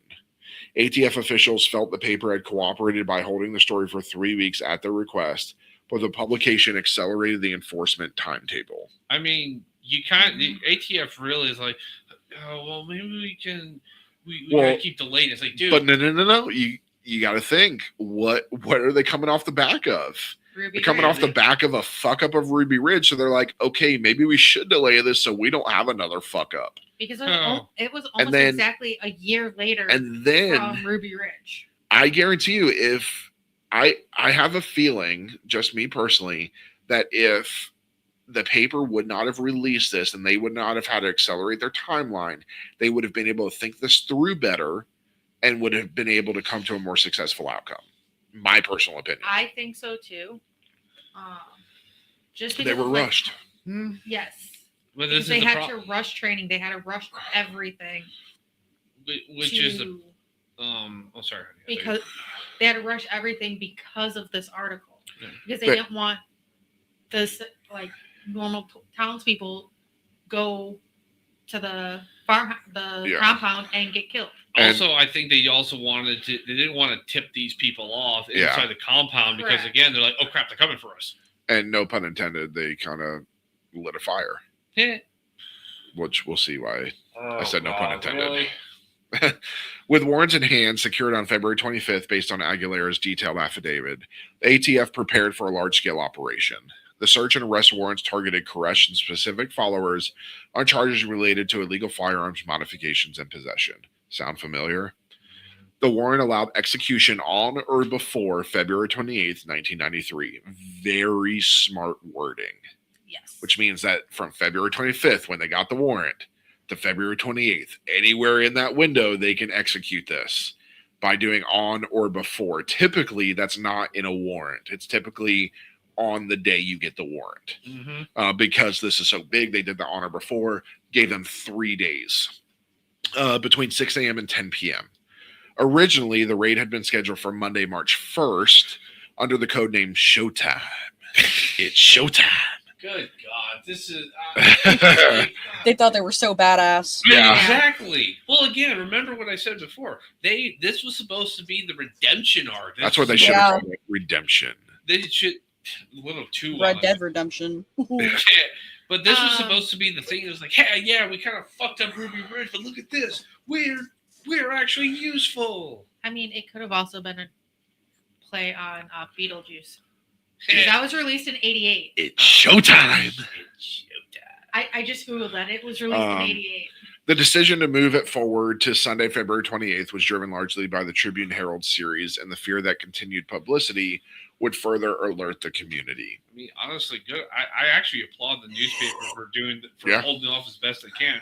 Nowadays, they never do it. No, Would God, they- no. If anything, they would probably accelerate their timeline Yeah. just to F you to the government. The plan called for a dynamic entry using 2 cattle trailers filled with 76 ATF agents in full tactical gear. That's 76 between the two, not each. Yes, as Yeah. we figured out during Research. Ben researching it. 3 Army National Guard Sikorsky UH-60 Black Hawk helicopters, beauties, that are going out of commission. I know. But the new replacements are being built here In Kentucky. in Kentucky, like 45 minutes away from us. Really cool. I've seen it. Crewed by 10 Texas National Guard counter-drug personnel. Listen, if you've seen what the Texas National Guard looks like, they're a bunch of fat fucking people. Look at them lately. Google Texas National Guard and you'll see. We're tasked with providing aerial distraction and filming the operation. The ATF had requested military support, including a training site at Fort Hood. That's where everything went wrong. They trained at Fort Hood. For those that don't know, Fort Hood is Probably the worst. the worst base, not just Army base, but the worst base everywhere. I mean, murder after murder after murder after murder. We have found dead bodies through Fort Hood in the last 10 years. You're actually safer in Compton, California. I would rather go to a maximum security prison with a bunch of rapists and murderers than live on Fort Hood. I probably feel safer walking through the streets of Harlem in Yeah. a KKK outfit Yes, than going through Fort that's Hood. how bad Fort Hood is. Mm. So all you have to do is Google Fort Hood bodies, and you'll find like God. 60 articles. It's horrible. It's just bad. Still, the drug lab angle they floated to justify additional assets was met with skepticism by special forces commanders and ultimately yielded only medical and communications equipment. I just gave him some medical bags and a cigars and been like, Have fun. yeah, And listen, the Army commo guys are useless anyways. hey, go fuck yourself. This would be literally been your job. This would have been Ben would have been sitting here. Actually, yeah, we still would have used cigars. It would have been really that would have been the best tech to use in here, but it would have been stupid, honestly. The operation involved agents from Dallas, Houston, and New Orleans teams with specific assignments. One team to enter through the front door and secure the second and third floors and the tower areas, another to serve the warrant through the front door and secure the area, and a rear cover group. Undercover work had been underway for months to gather intelligence. ATF sent Special Agent Robert Rodriguez to infiltrate the group, posing as a potential follower. Here we go. His cover story, that he was a college student, quickly unraveled. Keep in mind, this guy's in his fucking 30s. Yep. Drove new cars that did not match a student's profile and was never seen attending local classes.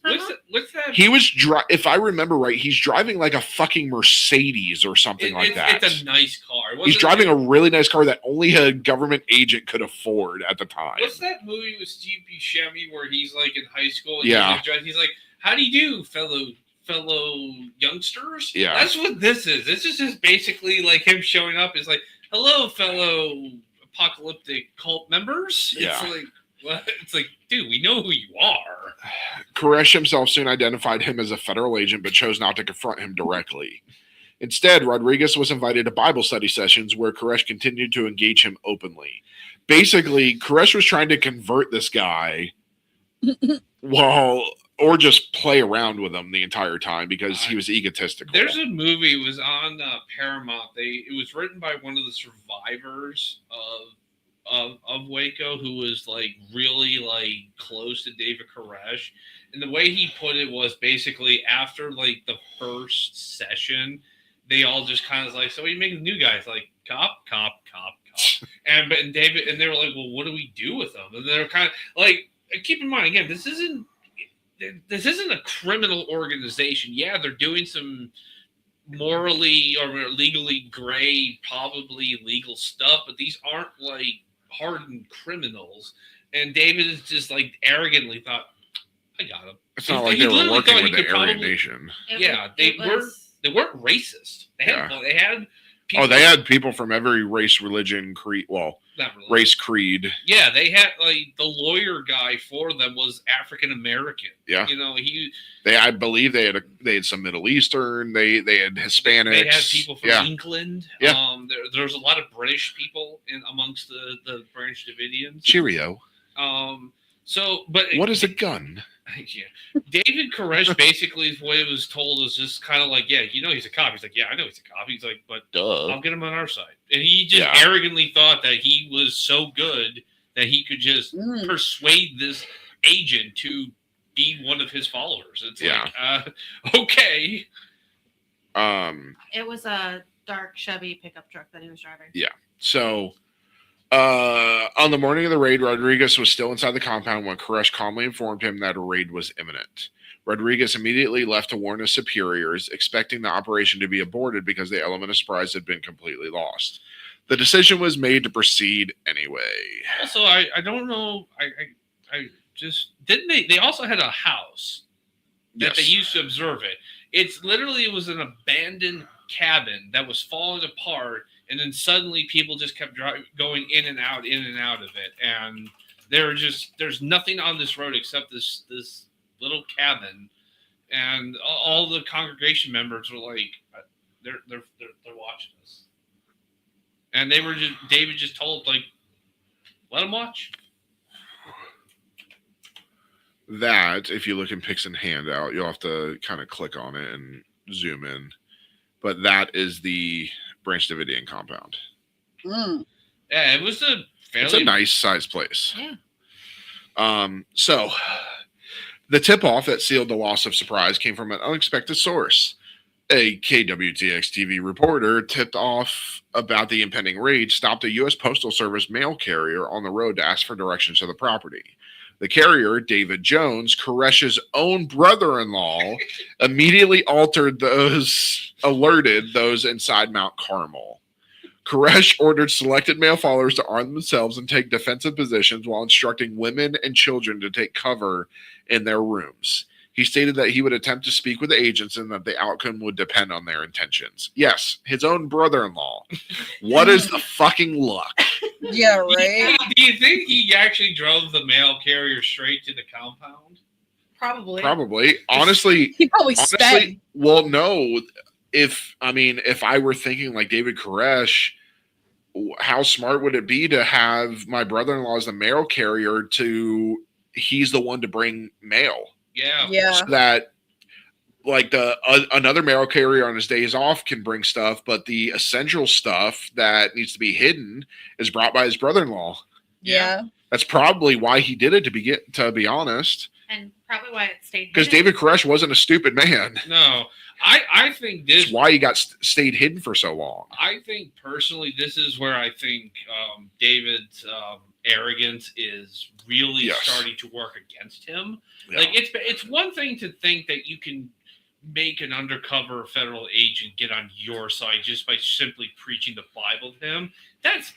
You can also talk down agents. And also telling your followers, get guns, get in defense position. It's like, whoa. Yeah. You needed to, it's like, this is, you really screwed the pooch at this point. So the raid began at approximately 9:45 a.m. on February 28th. A convoy of civilian vehicles carrying the uniformed ATF agents and SWAT-style tactical gear rolled up the driveway in 2 cattle trailers. The local sheriff had not been notified in advance. Big mistake. Yes.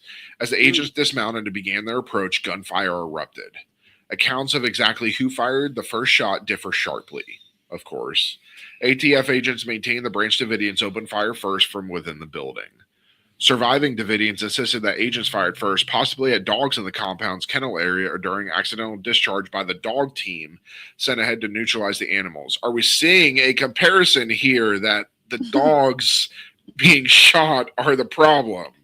Yeah. Some reports suggested the initial shots came from the ATF agent's weapon discharging unintentionally. Get your booger hook off the trigger. Whatever the origin, the exchange quickly became intense and sustained. Agents took cover behind vehicles and returned fire. 3 Black Hawk helicopters made low passes as a distraction. Davidians on the ground fired on them, striking all 3 aircraft, though no crew members were injured. They're lucky they didn't shoot grenades at them.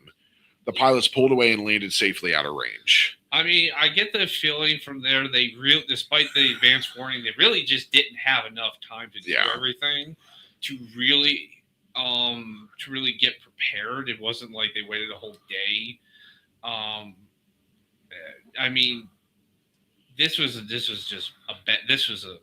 clusterfuck. Yeah. On the ground, the fighting concentrated on the front and sides of the main building. Agents attempted to reach the roof via ladders on the east side to secure Koresh's room and any weapon storage. One agent made it to the west side before being wounded. Inside, Wayne Martin, a Branch Davidian attorney, called 911 within the first minute of the shooting. Audio tapes captured his voice pleading for a ceasefire. Here they come again, and that's them shooting. That's not us. Koresh himself was wounded early in the exchange, shot in the hand and stomach, yet he continued to direct his followers from within the structure. I'm going to see if I can find those audio tapes, and we'll play it at the beginning of the next episode. I believe so. Again, the news crews had been actually notified. You can Google and YouTube, but the news crews, that same news crew that unintentionally warned the Branch Davidians that the ATF was coming, also was there and actually filmed most of the gunfire. You can actually you actually see, because they used to have it on World's Wildest Police Chases a couple times. They would show it.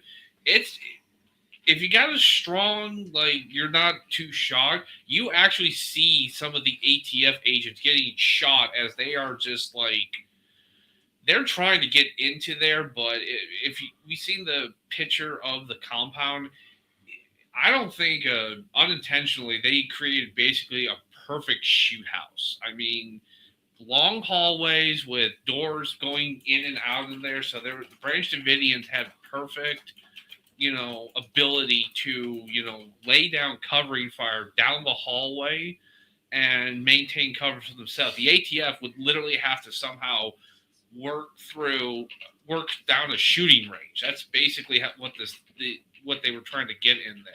And I believe it was just 1 or 2 Branch Davidians were holding off the ATF, and they were just shooting down into them because the ATF unfortunately got caught in the open. So the gunfight lasted roughly 2 hours. When it finally subsided into a ceasefire, the toll was devastating. 4 ATF agents had been killed: Conway LeBleu, Todd McKeon, Robert Williams, and Stephen Willis. 16 others were wounded. 6 Branch Davidians lay dead inside or near the building, including a child who died later that day from injuries sustained during the initial exchange. Koresh, though wounded, survived the day. Agents and Davidians alike took cover amid the chaos, the air thick with the smell of gunpowder and the sounds of shouting and sirens. What had been intended as a swift warrant service had instead become a deadly, highly public confrontation that left both sides bloodied and the compound surrounded. The operation that began with suspicions over shipping labels and gun parts had escalated into one of the most controversial law enforcement actions in modern American history, all within the space of a single Sunday morning.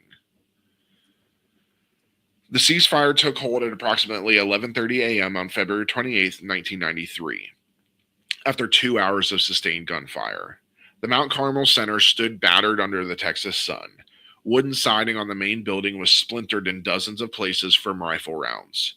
Windows on the front and east sides were shattered, and glass fragments were scattered across the porch and driveway. Spent shell casings, brass from 9mm, 223, and 12 gauge, lay in dense clusters near defensive positions. The air carried a sharp, lingering mixture of cordite, wood smoke from a small fire that had started in one corner during the fighting, and the faint metallic odor of blood. Broken furniture and overturned chairs were visible through open doorways. McLennan County Sheriff Jack Harwell and ATF Lieutenant Lynch had walked into the open ground between the two sides, hands raised, voices amplified by bullhorns as they coordinated the truce. The Davidians held their defensive positions at windows and doorways long enough for the ATF to retrieve their casualties under the agreement. As the afternoon light shifted, the first concrete step toward de-escalation occurred when Koresh authorized the release of children.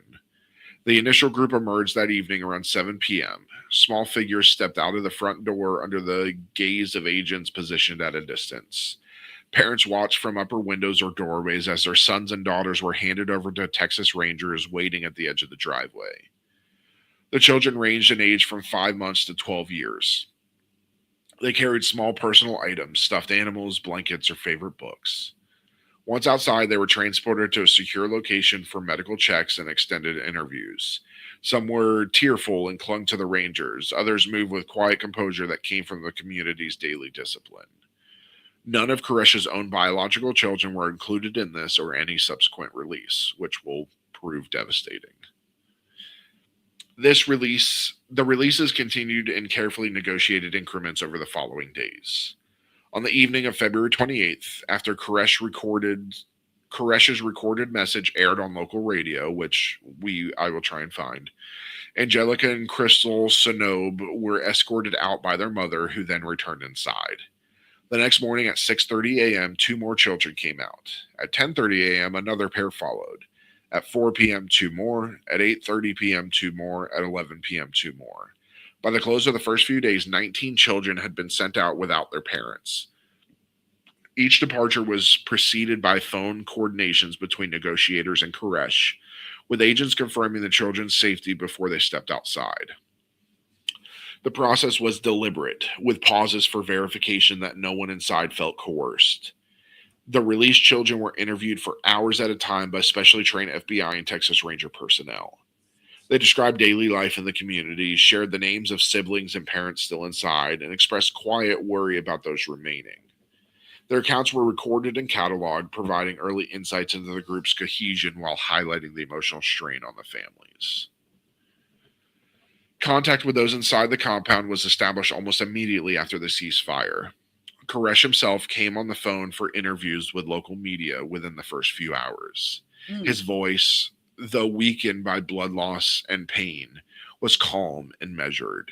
He described the morning's events as an unprovoked assault on a religious community and expressed willingness to explain his perspective to the public. That same evening, on February 28th, he gave live interviews to CNN and KRLD radio in Dallas.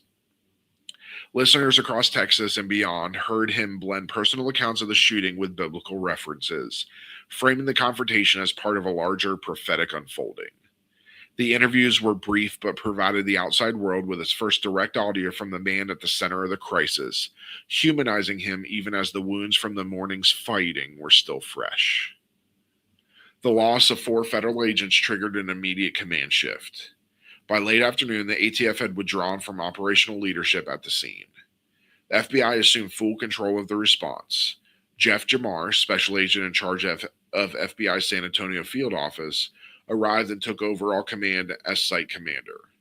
He coordinated directly with the FBI's hostage rescue team led by Commander Richard Rogers. FBI negotiators experienced in crisis management set up a dedicated command post a safe distance from the compound. They installed multiple phone lines, recording equipment, and a separate tactical operations center. The situation was reclassified as a hostage standoff, with the remaining Davidians viewed simultaneously as potential hostages and armed defenders. The transition was methodical. FBI personnel arrived in waves throughout the afternoon and evening, bringing additional communication vans, medical support, and behavioral experts. The area around Mount Carmel transformed almost overnight into a bustling hub of activity. Satellite trucks from major networks rolled in and set up along the roads leading to the property. Their large white dishes pointed skyward as technicians scrambled to establish live feeds. Reporters from local stations and national outlets swarmed the scene, interviewing anyone who would talk. Neighbors who had lived near the property for years, former associates of the group, and law enforcement spokespeople who were carefully managing the flow of information. Local vendors quickly adapted, setting up food stands that sold hot coffee, sandwiches, bottled water, and even t-shirts printed with slogans referencing the day's events. How scummy. Yeah. Wow. The roadside became an impromptu marketplace with the smell of grilled food mixing with diesel fumes from generators. Camera crews jostled for prime positions, their lights illuminating the area as they prepared live shots for evening newscasts. Helicopters from news outlets circled overhead, their rotors adding a constant low thrum to the night air. Among the early onlookers who arrived that first evening was somebody who's going to play a big part in our next topic, Timothy McVeigh. He had driven out from out of state and set up a small folding table near the outer edge of the secured area. He sold bumper stickers and pamphlets that criticized federal government overreach, emphasizing themes of individual liberty and warnings against excessive authority. A lot of anti-government types, militia types from all over the country were like going to Waco as like a pilgrimage. Yeah. And I mean, most of them didn't do anything about it. Timothy McVeigh did. It's kind of like ridiculous. He's like, the government should let us be pedophiles that do crazy shit. Like, pretty much. Timothy McVeigh wasn't that way. No. He was Just government overreach because he had spent so long in the military. But we'll get into that when we do Oklahoma City. His materials were simple and direct, and he engaged quietly with passersby. At the time, he was one of many curious spectators drawn to the site, but his presence added to the eclectic mix of people gathering at the edges of the official area. And you can see why we're doing stuff in the order we are. Yes. Ruby Ridge. One feeds into the other. Is similar to Waco, and the events of Waco led to the Oklahoma City bombing. Inside the compound, the Davidians worked methodically through the afternoon and evening. Wounded members were cared for with limited medical supplies available, pressure bandages, antiseptics, and pain relievers. Koresh, despite his own injuries, remained the central figure, speaking to followers in small groups and issuing specific instructions on organizing supplies and maintaining watch rotations. They moved furniture to reinforce windows and doorways, stacked available sandbags and crates to create additional barriers, and checked weapons to ensure they were ready if needed. The atmosphere inside was one of focused resolve, with quiet prayers and short scriptural readings interspersed with practical tasks. The FBI negotiators initiated their first formal call shortly after taking command. They introduced themselves by name and explained their role as mediators. Koresh responded with a combination of personal reflection on the morning's violence and extended references to the Seven Seals. The negotiators listened without interruption, taking detailed notes on every biblical allusion and personal statement. They pressed gently for additional releases and for a path toward peaceful resolution. In the first few days, the negotiators proposed an agreement. Koresh would record a message explaining his perspective. It would be broadcast on national radio, and in return, the group would agree to come out peacefully.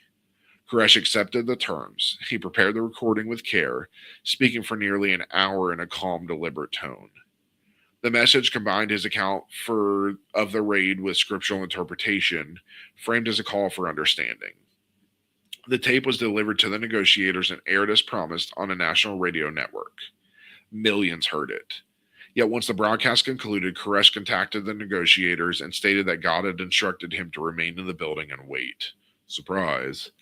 The surrender plan dissolved, but the truce held, and the releases of children continued in small groups over the following days.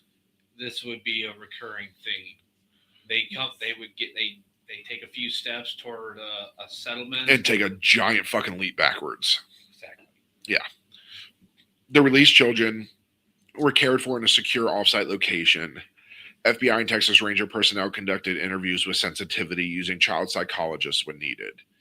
The sessions lasted several hours, each during which the children described daily life in the community, named family members still present, and expressed concern for those left behind. Their statements were recorded, transcribed, and added to the growing intelligence file. The FBI also began early psychological profiling based on these interviews and the initial phone contacts with Koresh. Behavioral experts noted patterns in his speech, long scriptural discourses mixed with moments of negotiation, and they began to build a picture of his influence over the group. The immediate fallout from the raid had created a complex, multi-layered situation.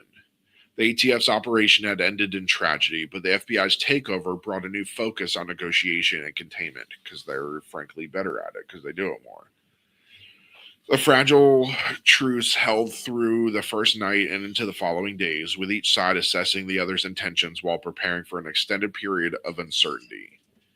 The powder keg that had exploded on February 28th had left behind a tense standoff, one that no one could yet predict would last for weeks. The stage was set for a prolonged confrontation, with the world watching and the outcome still very much in doubt. In episode 1 of our Waco series, we've traced the long, quiet arc of a small Texas hilltop community born from sincere prophetic hope. What began as Victor Hutef's vision of a purified remnant preparing for the end times grew, through leadership transitions and disappointments, into the Branch Davidians under the leadership of the Rodens. Into that world stepped a young man named Vernon Howell, whose remarkable biblical knowledge, musical gifts, and magnetic teaching style reshaped the group around his own revelations. The doctrines he introduced, the new light, the house of David, his self-understanding as the Lamb opening the 7 seals, bound the community more tightly to him, even as they set off alarms outside. Those alarms, fueled by weapon purchases, allegations of child abuse, and the exposed Waco Tribune Herald series, led federal agents to Mount Carmel on the morning of February 28, 1993. What was meant to be a warrant service turned into a chaotic, deadly firefight. 4 ATF agents lost their lives, 6 Branch Davidians were killed, and Koresh himself was wounded. In the immediate hours that followed, children began coming out in small groups. Koresh gave his first public interviews from inside the compound, and the FBI stepped in to take command. A fragile truth took shape, but the promised surrender after a radio broadcast never materialized. Both sides dug in, the media swarmed, and the hilltop became the center of a tense national standoff. As hosts, what strikes us most is how a story rooted in genuine faith and communal dedication could collide so catastrophically with institutional suspicion and tactical miscalculation. The Davidians weren't cartoon villains, and the agents weren't heartless stormtroopers.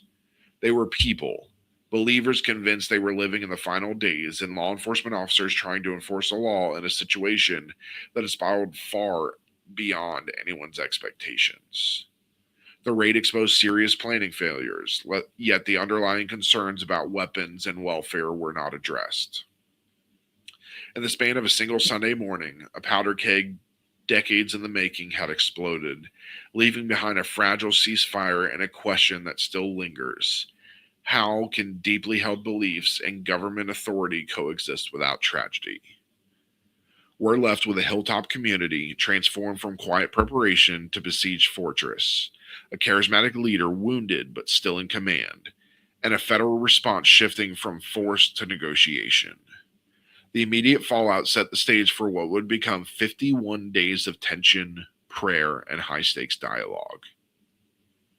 As we close this first episode, we invite you to sit with that collision of worlds. What does it say about the power of conviction, the limits of authority, and the human cost when those two forces meet head-on? We'd love to hear your thoughts on the tavern table. Drop them in the comments or join us on social media. Thank you for joining us tonight in the Scarlet Tavern, where the candles burn low, the stories burn deep, and the truth is always one drink away. Good night, everybody. Good night. Good night.